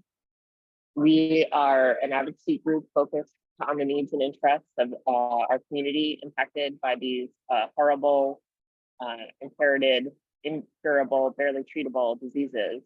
And I myself am an asymptomatic carrier of the mutation. Next slide, please. So as we consider these issues, let's just look at that the FDA and regulators in general hold special roles. And for people who need diseases to be cured, the regulator holds a very special role. They are separate and apart from academic fields where insights into the diseases come from, the industry who create and implement trials to prove if drugs work or don't work, and from people impacted by diseases personally, and really all the public. Next slide. We cannot stress how important this independent charge that the regulator holds is. It's independent, and it must balance the needs of many stakeholders to deliver on the trust provided to them in their charter from the people in the government. It is not simply academic questions. It is the government's regulator looking at new developments in diseases, balancing the needs of many stakeholders. Just to provide some color on this, in these diseases where new insights are constantly being found, and as they're incurable, the only way we're going to get out of this is through new insights. You can see that questions of science are being muddled with questions of drug approvals. And the underlying discussion on the science is getting wrapped up in high stakes votes about drugs that have market implications, that have all sorts of other things that are not really questions about the underlying science. Next slide, please. So the way these advisory committees are working right now, it's not working. This high stakes win or lose setup and the voting creates an illusion that the regulator is not in charge. The regulator needs to be in charge because they are the only independent body balancing the needs of many stakeholders. Also, you can't help but see that the preponderance of academics on these committees really gives the impression that the FDA serves academia. We saw versions of this play out in ALS advisory committees over the last couple of years. There was one drug that ultimately proved not to work that had 2 advisory committees. In the first advisory committee, the FDA raised the scientific question. There was an academic opinion paper written afterwards that critiques the FDA's perspective on that academic issue. And then there was a second AdCom where ultimately the drug was approved, and now it has been pulled because it didn't work. 6 months later, there was another AdCom for another drug that was approved, where the underlying scientific question that had caused controversy in the earlier ones, about the use of neurofilament as a biomarker, was not seen to be controversial all of a sudden. So I just don't see why this discussion about neurofilaments and debate between the regulator, academia, the public, why did that conversation need to only happen in high stakes voting atmospheres? Next slide, please. To be clear, academic insights are vital. Public review of new information in disease fields that show dialogue between the scientists at the FDA and the wonderful people in academia is important, and that's a public good. Let's all get on the same page about these new developments. These exchanges are valuable, but only holding them in the glare of momentous decisions and great controversy with invitation for markets is not correct. Next slide, please. In closing, we must never allow FDA's special role to be compromised. We must abandon the illusion of high stakes committee votes, which imply decisions do not rest with the agency. Thank you so much.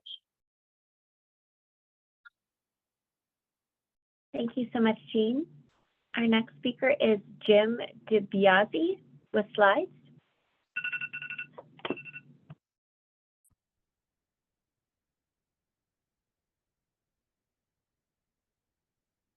Thank you for giving me the opportunity to speak today. My name is Jim DiBiase.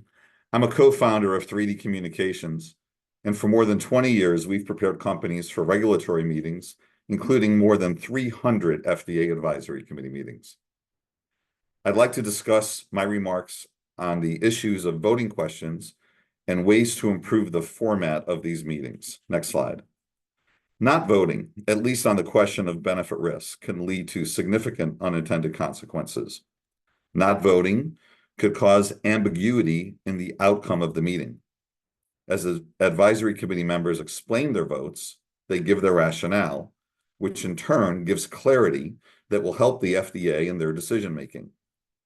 Not voting may silence the voice of the quieter committee members who don't always actively participate in the discussion. Some listen and explain their position as part of explaining their vote. Without a vote, the FDA won't get the true view of the full committee. In addition, we're often surprised at how the discussion doesn't always reflect the actual vote. We've seen committee members aggressively question sponsors and then vote in the end for approval. And we've seen committee members barely question sponsors at all or speak during the meeting and then vote against approval. Next slide.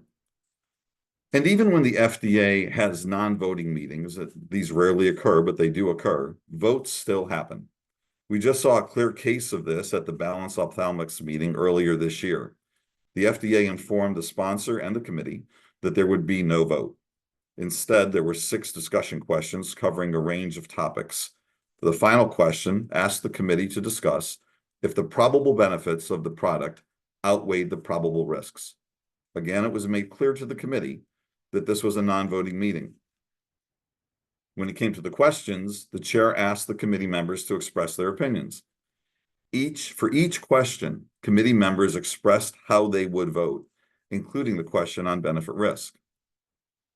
And the problem that happens here is when we have these non-voting meetings and a vote still occurs, the format of a non-blinded vote can create herd mentality. It's much better to have all committee members discuss the issue and vote in a blinded fashion, so they are not unduly influenced by those who voted before them. The FDA wisely implemented blinded voting years ago after it was clearly determined that the order of the voting members was influencing outcomes far too often. So if doing away with voting isn't a solution for better meetings, what is?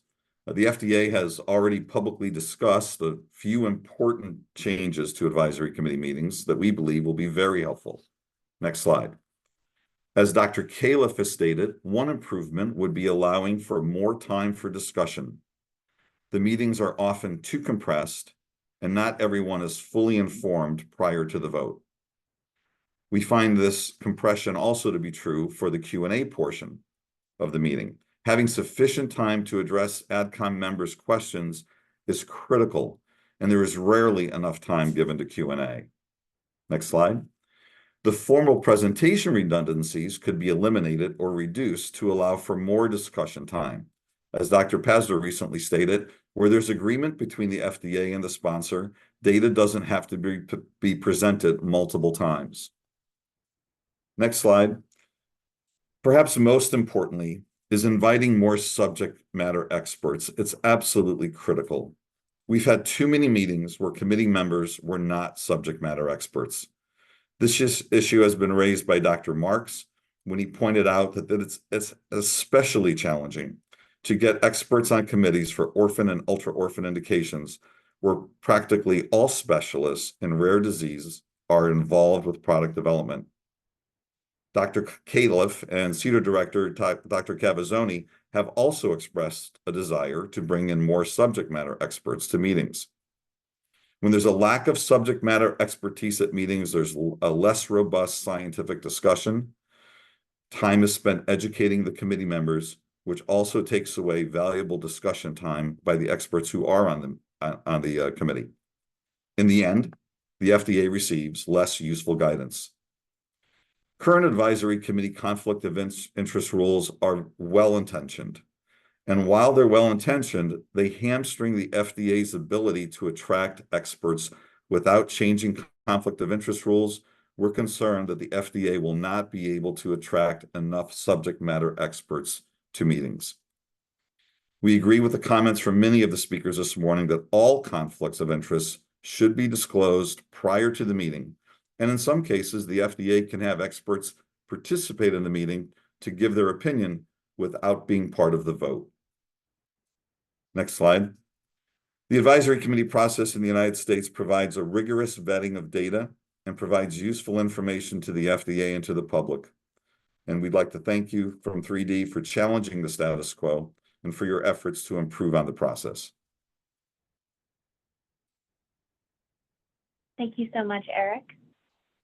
Our next speaker is, thank you so much, Jim. Our next speaker is Eric Mandel.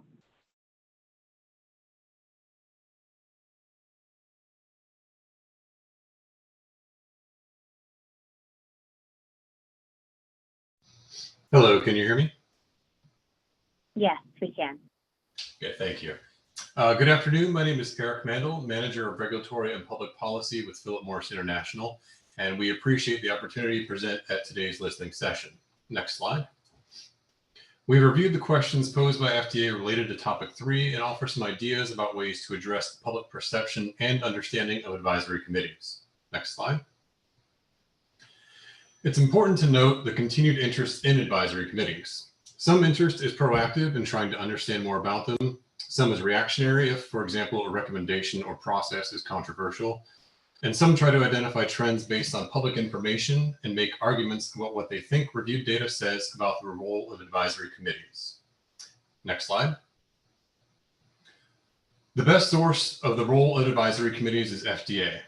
We propose that FDA gather additional information, particularly from FDA staff, publish key metrics by collecting, analyzing, and publishing data about the use of advisory committees and public engagement, and actively communicate with the public and provide sufficient notice about what an advisory committee will be asked to opine on about before a meeting. Next slide. FDA has made an effort to increase public awareness. The most recent is FDA's consumer update that outlines FDA's use of advisory committees and encourages members of the public to participate. While these efforts are a step in the right direction, we believe more can be done to ensure that interested members of the public are equipped with the necessary information to provide input during advisory committee meetings and better understand how FDA uses them. Next slide.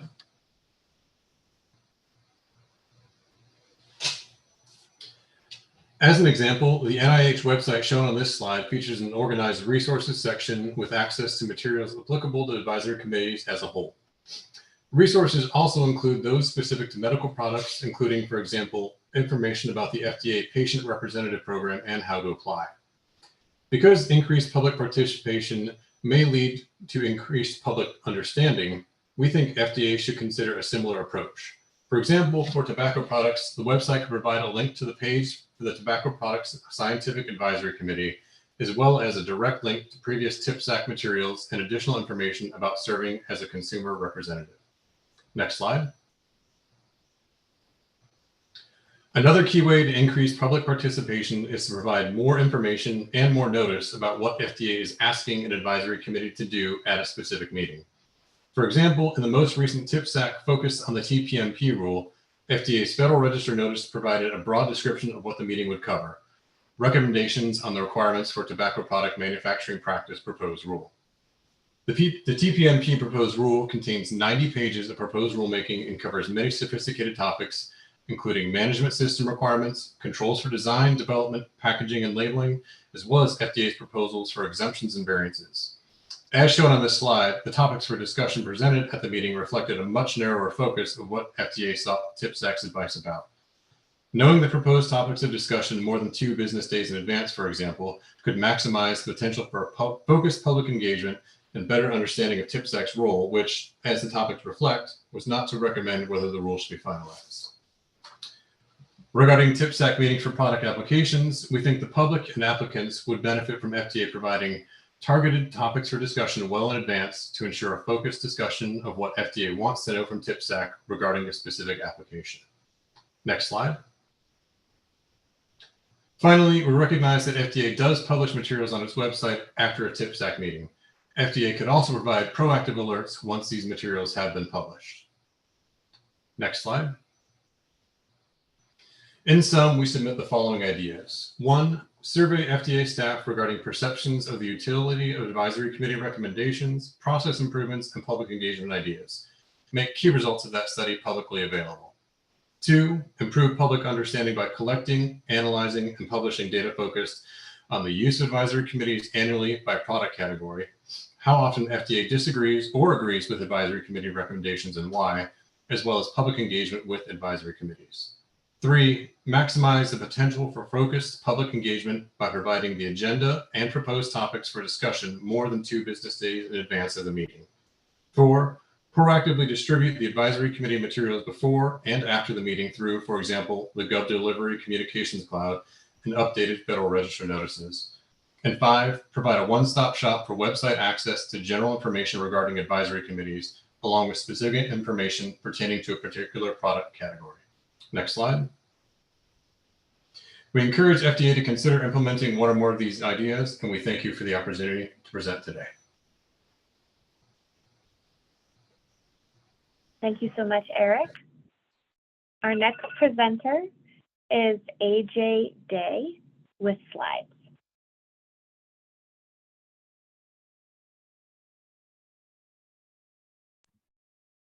Good afternoon, everybody. Thank you to the FDA for hosting this public meeting and for the opportunity to present. My name is AJ Day. I'm a pharmacist and the Vice President of Clinical Services with PCCA, Professional Compounding Centers of America. These comments also represent those of the National Community Pharmacists Association and have been created in conjunction with my colleague, Dr. Tanil Davis at the Alliance for Pharmacy Compounding, who will be speaking immediately following me. Next slide, please. My comments here are going to focus on the experiences gleaned through participation with the Pharmacy Compounding Advisory Committee, or the PCAC. In this process, stakeholders may nominate drug substances to the FDA or for the FDA to evaluate for placement on a list, which would then allow those substances to be used as active pharmaceutical ingredients throughout the compounding industry. Nominators generally face numerous challenges attempting to participate in FDA's advisory committee process. It is important to note that nominators are not necessarily individual corporations or commercial entities that would then have a financial stake directly in the commercialization of that product. Typically, nominators represent groups of frontline stakeholders such as pharmacies, physicians, and patient groups.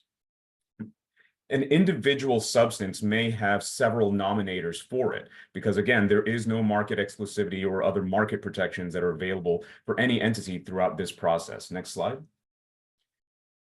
I would like to go through a couple of specific examples of engaging with the PCAC process, noting that the operating rules appear to be carried over from typical advisory committees where you have a specific drug sponsor who is seeking approval of their product and going through the FDA's advisory committee process.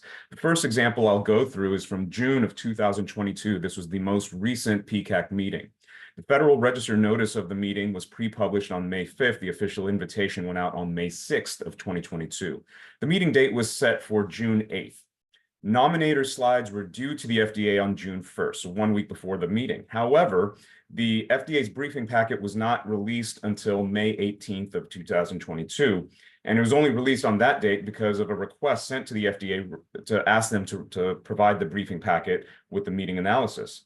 It was published after business hours on that day, so we wasted 2 weeks from the meeting notification date where we were unable to assess FDA's concern and engage experts to respond to FDA's concerns. Next slide, please.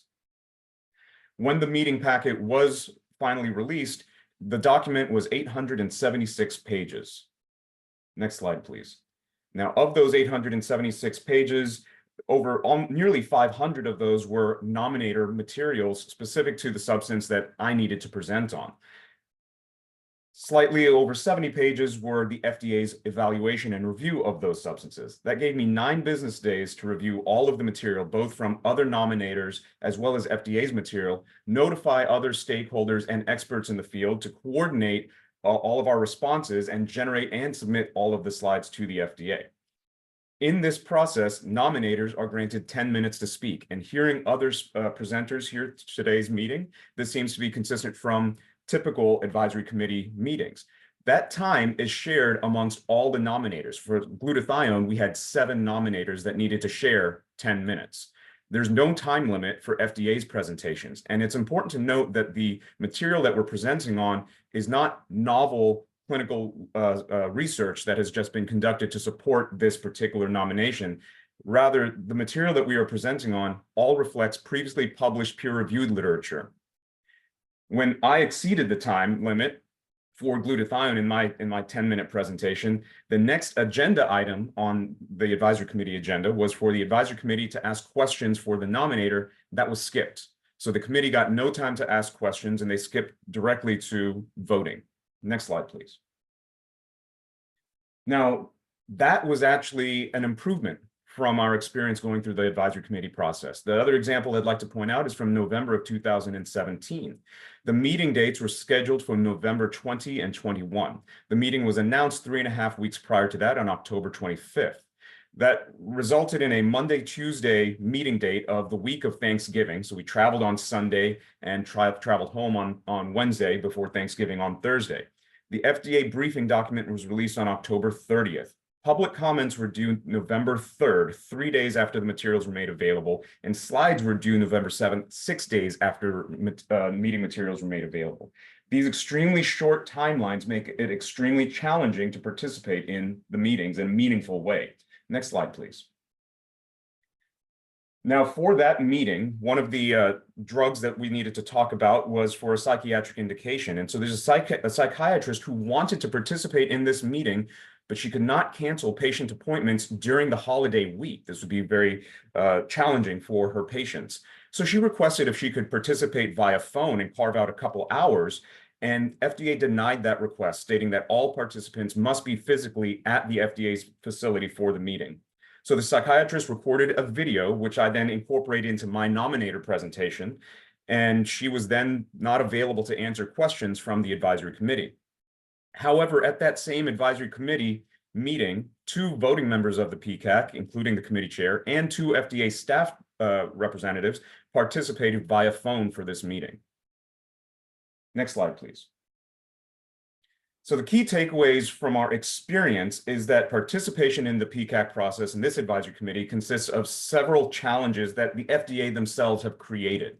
Short notification timelines, short timelines to submit nominator slides, denial of remote participation for nominators, particularly prior to the COVID-19 pandemic, and restrictive time for nominators to respond to FDA concerns in formal presentations. The advisory committee process is vital for the compounding industry. As many people have stated today, the discussions, the votes, and overall recommendations, these are all important parts of the decision-making process and public engagement.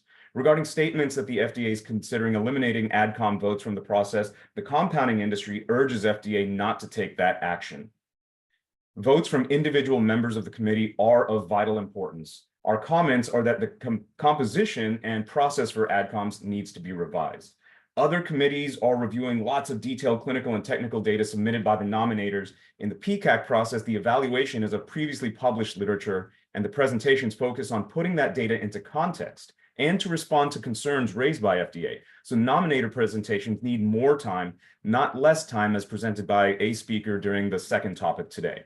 I was really heartbroken hearing about Mitzi Klingenberg's experience with the advisory committee meeting, and unfortunately, I've seen others live that same experience. The changes needed are to increase engagement, not to reduce it or remove votes. Thank you very much for the opportunity to speak today. Thank you so much, AJ. Our next speaker is Tennille Davis, without slides.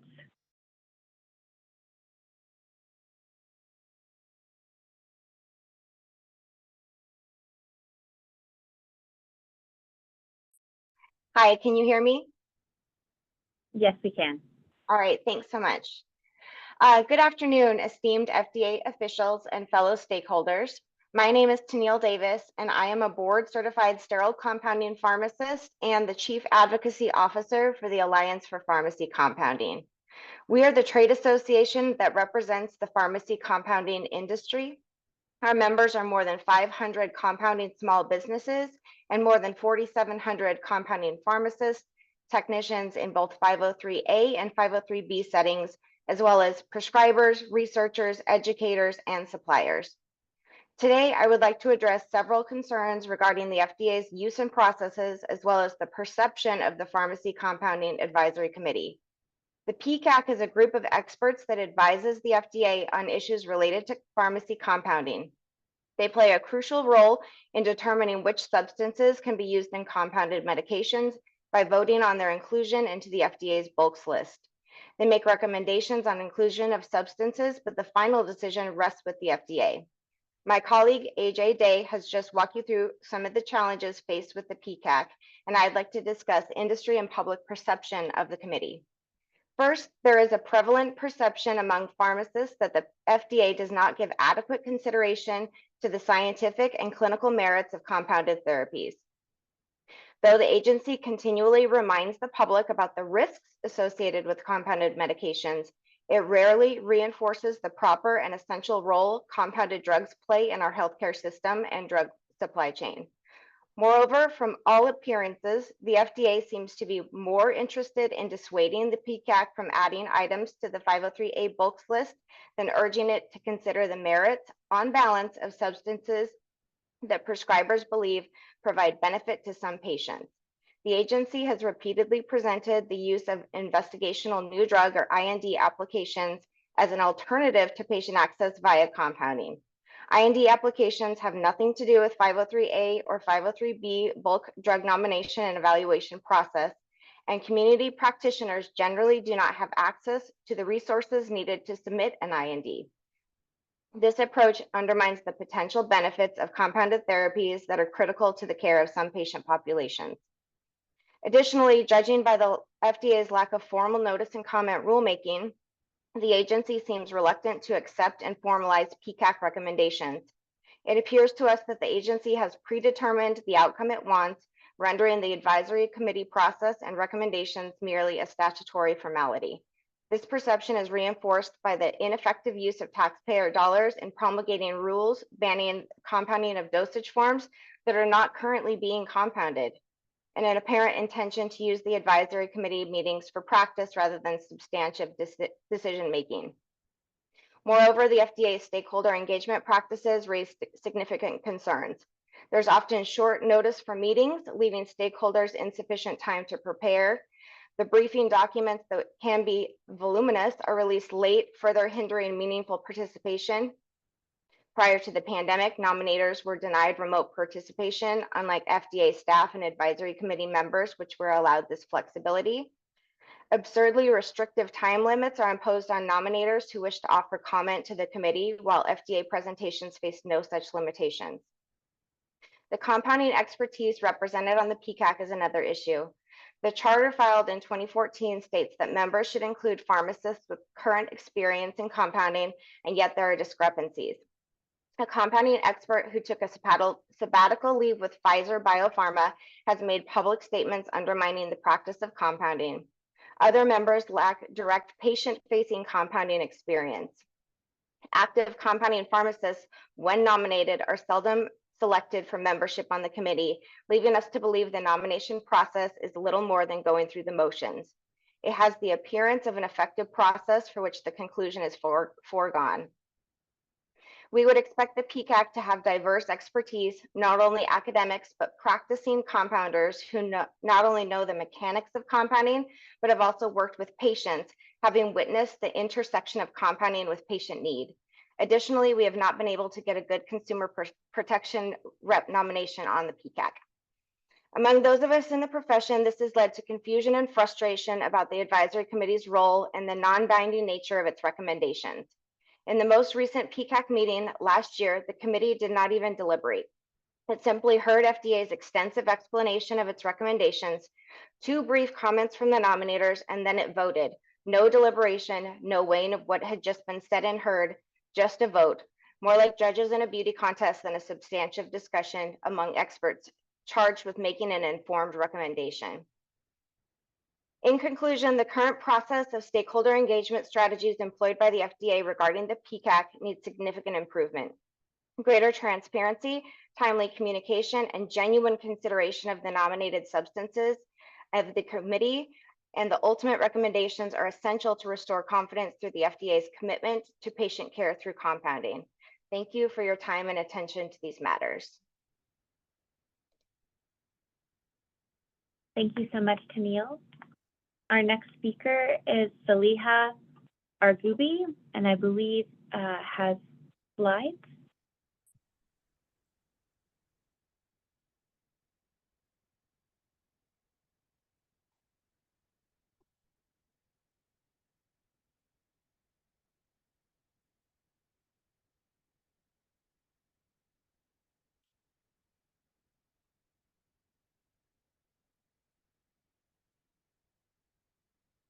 Checking to see if Saliha is on the line for us.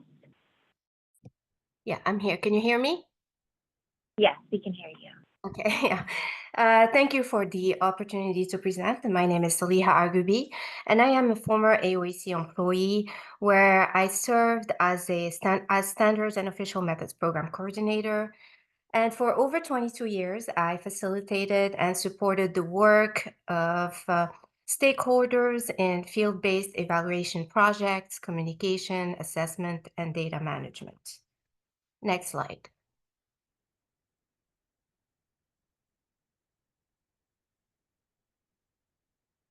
So for today's meeting, I will be covering 1, public awareness and understanding of FDA advisory committees, improving public awareness and understanding, effective communication about advisory committee meetings, clarifying the role of committee recommendations, addressing misconceptions, advisory committee vote, and a brief summary. Next.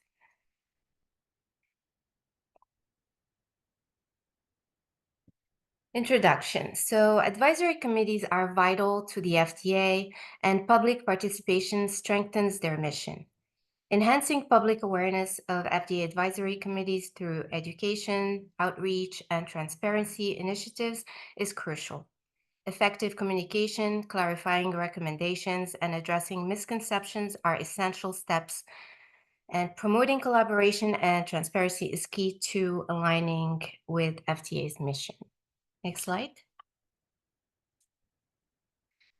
Public awareness and understanding of FDA advisory committees. Current perception. The public's level of awareness regarding FDA advisory committee varies. While some groups are well informed, others may lack a comprehensive understanding of their role and functions. Challenges.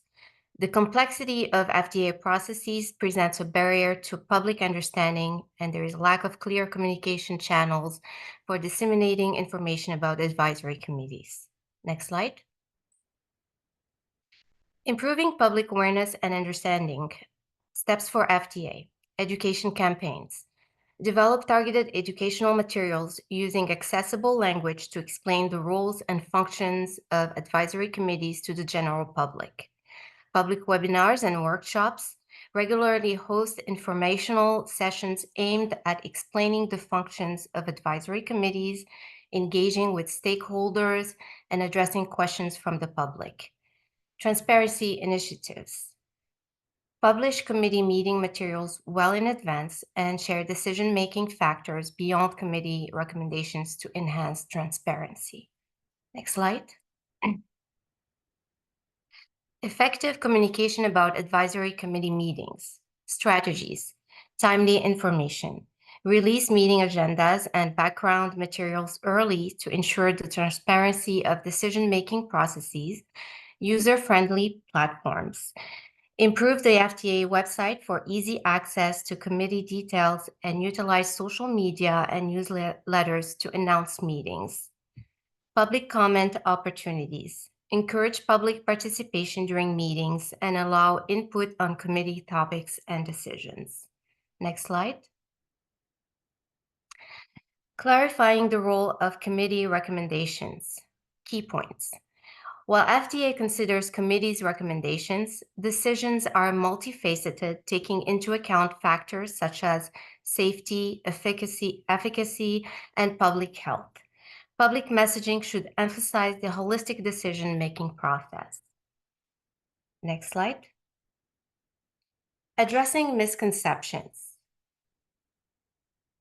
Advisory committee votes solution.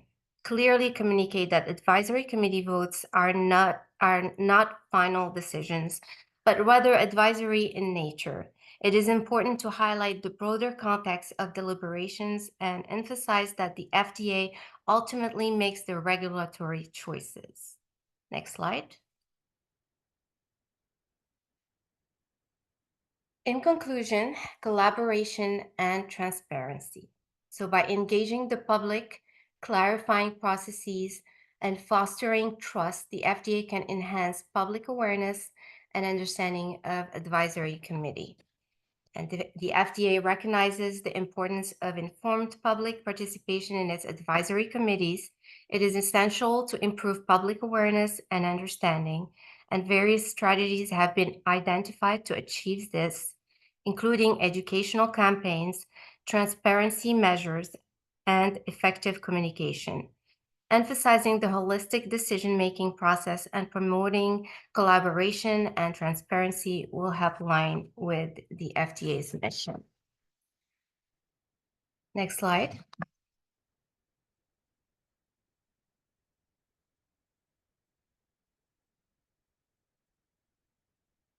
Well, thank you, and I appreciate the opportunity for allowing me to offer my perspective on the public perception and understanding of advisory committee meetings this afternoon. Thank you very much.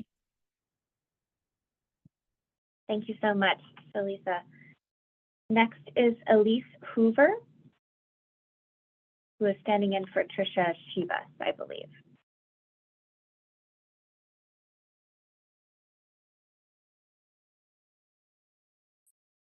Yes, hello, hi, can you hear me? Yes, we can. Excellent. Hi, everyone. So my name is Elise Hoover. I'm representing the Foundation for Sarcoidosis Research. We are the leading international organization dedicated to finding a cure for sarcoidosis and improving care for affected individuals through research, education, and support. Sarcoidosis is a rare inflammatory disease that can impact literally any organ of the body, and it takes a combination of both clinical and patient-reported outcomes to truly understand. So just, of course, a huge thank you to the FDA for hosting this today, and to all of my colleagues who have spoken up so far. Thank you so much for your statements. I'm learning so much and getting so excited about these initiatives.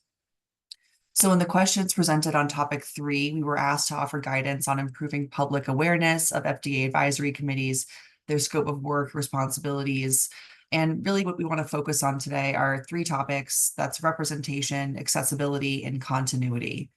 So first of all, representation. We believe this is key to public trust and public engagement. So when we see patients on AdComs, we'd like to see those who represent those impacted by the given disease being discussed with experiences similar to what we hear from our patient communities.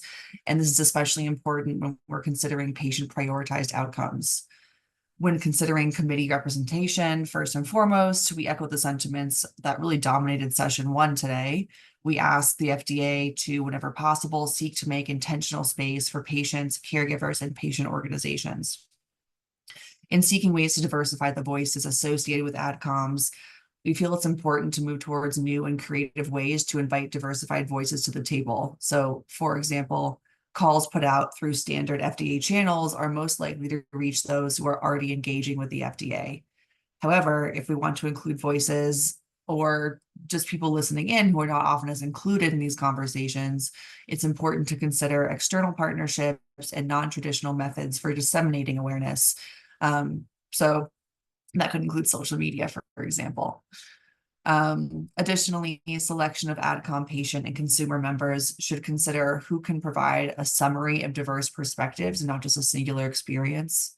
So as a patient organization, we feel that we are experts in adding different layers of understanding to a given issue.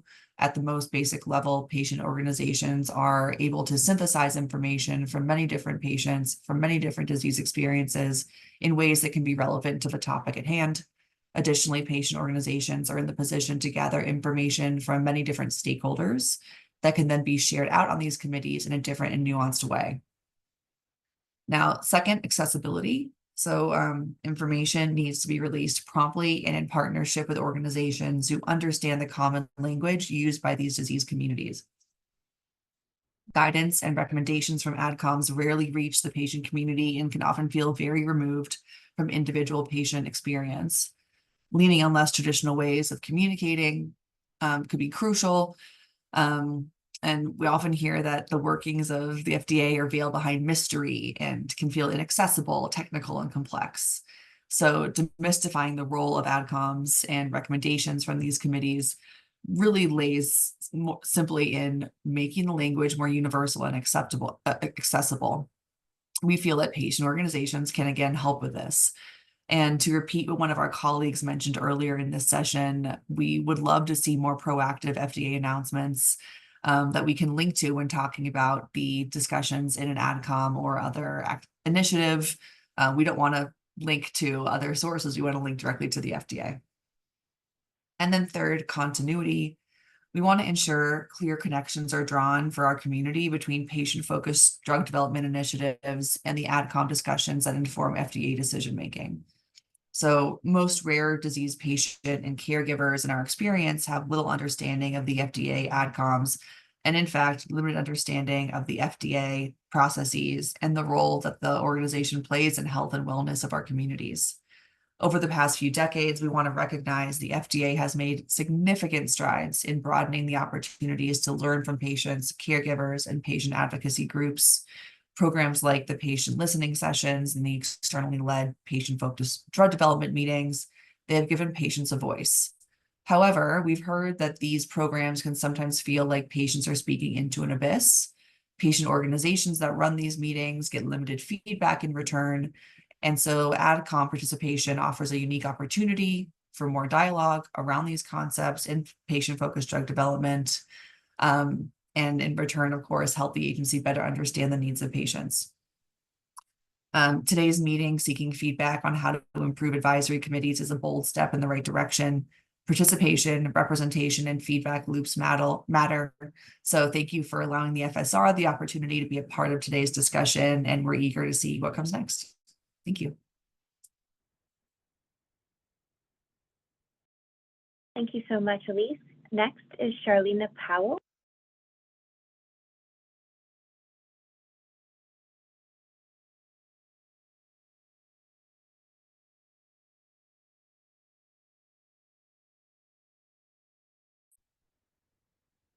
Hi, good afternoon. Good afternoon. Hi, My name is, hi, just making sure. Good afternoon, everyone. My name is Charlena Powell. I'm the founder of Bliss TA, which stands for Better Living and Innovative Sufficiency and Sustainability. And it's an umbrella technical assistance provider in homelessness response systems, which serve domestic violence survivors and also provides culinary education in impoverished communities impacted by incarceration and experiencing health disparities. I facilitate over 36 interactive culinary workshops a month as a food service professional to impacted youth and uplift the FDA food code, as well as the USDA, CDC, and local safety regulations. Previously, I've consulted as a community chef with the New York City Department of Health and Mental Hygiene in the Healthy Eating Unit, a subsidiary of the Bureau of Chronic Disease Prevention and Tobacco Control. I wanted to thank the Stakeholder Engagement Office of External Affairs, the FDA Commissioner, and the Principal Deputy Commissioner to hear about public perceptions and understandings of advisory committees. I wanted to ask the question, in thinking about consulting with others, many say, what's the matter with you? And changing the dynamic mindset to what matters to you. I couldn't help but being overcome with the feeling that food really saved my life. As a survivor of gender-based violence, I've galvanized food to be a source of healing and networking for myself and in communities to bridge healthy relationships with oneself and in systems of care. I'm going to speak in the lens of what I do and hope it is translatable in this atmosphere. In my professional work as a TA provider in safe housing response systems, we have established a safe housing working group and other coalition groups in various communities, which is a coordinated community response team focused on bridging interdisciplinary mediums to support a whole person approach in housing stability and supportive services. Within the advisory group, each group has a collective has adopted a set of cooperative group agreements and shared norms with the themes of centering survivors, intersectionality, intentional listening, and radical candor, and hopeful shared values. We acknowledge our agreements as multiple stages of the recruitment, orientation, and in training implementation. Dynamics discussed also include intersecting issues such as language access, identity, culturally responsive approaches, understanding historical traumas, and structuring a housing assessment design for impacted survivors. I really appreciated Dr. Khalif's earlier remarks on disagreements that may occur in diversified committees, as collaborators bring their own perspectives, backgrounds, ideologies, and aspirations. Ways we combat disagreements is by encouraging a balance of power among attendees to increase each other's capacities, strengths, and assets. Advisory members also shepherd allyship as shared work to move forward on the issues and challenges we face at our organizations, in our impacted communities, and in our systems of care. I'm an enthusiast of setting boundaries in personal and professional settings and encourage advisory committees to publish a set of co-designed group agreements and share with communities affected to help reverse perspectives of government entities to the public community. Configuring a lens of diversity in committee representative portfolios, including the inclusion of non-traditional partners, like storytellers, activists, animal companions, childcare providers, musicians, and chefs like me. As mentioned in Maslow's hierarchy of needs, food, shelter, health, and safety are some of the core tenets of human needs, where we hope to braid together these concepts in an empathetic manner to advance continuums of care. Having community liaisons or ambassadors that communicate to the public on the ground between advisory committee meetings on factors that affect them can be a valuable way for government entities to meet people where they are in a language that is familiar to them. Currently at the horizon of future is artificial intelligence, but let's also be steadfast on community intelligence. One quote that I always cherish is, people that are closest to the problem are closest to the solution, yet furthest from power and resources. And in light of the upcoming Father's Day, I have a quote coined by Majora Carter of the Bronx, New York. I knew from watching the news with my dad that my neighborhood was not a good place. Words like violent, gritty, abandoned, distressed, and deprived were not the words that anyone would use to describe a healthy community or people in it, but they are a small sample of words I heard to use to describe us. How could that not have an impact on how you viewed yourself? And I would add again the quote, what's the matter with you? And changing the mindset again to what matters most to you. And let that be a driving force in the intellectual and intentional advisory committee. Thank you, and I look forward to working in solidarity with all of you on the call and a part of this docket. Thank you so much, Charlena. Our next speaker is Bree Kirshen.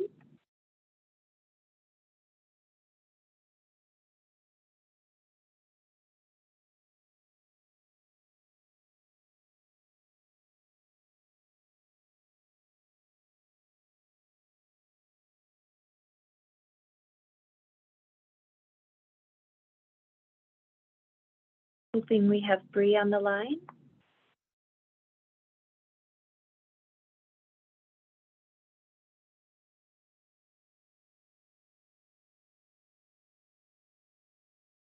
Seems we don't have Bree on the line. We have reached the end of topic 3 speakers. And I want to just pause for a moment to see if there are any other people on the call who missed their earlier slot today, either this morning or this afternoon. If so, please use the raise hand function so our technical team can get you into a speaking position.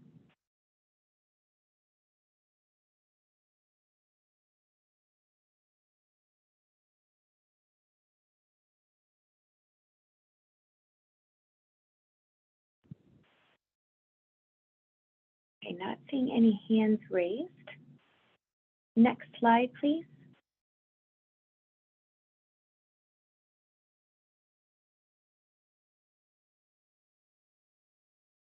Great.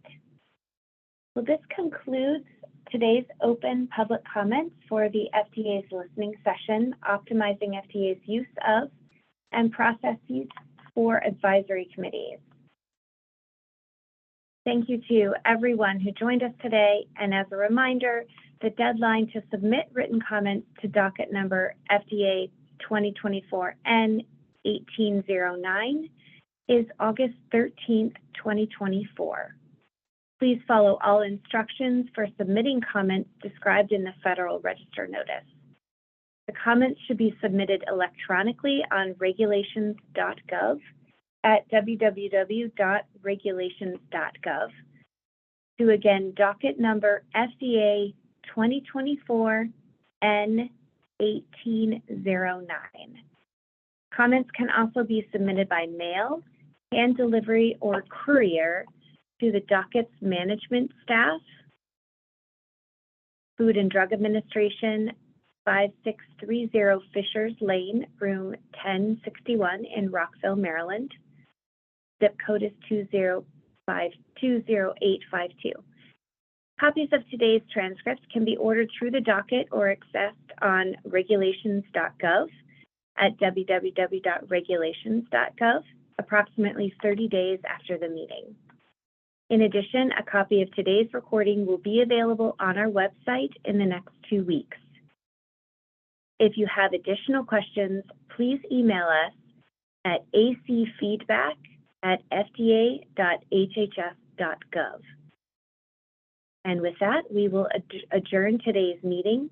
Again, I thank you for all of your participation and comments.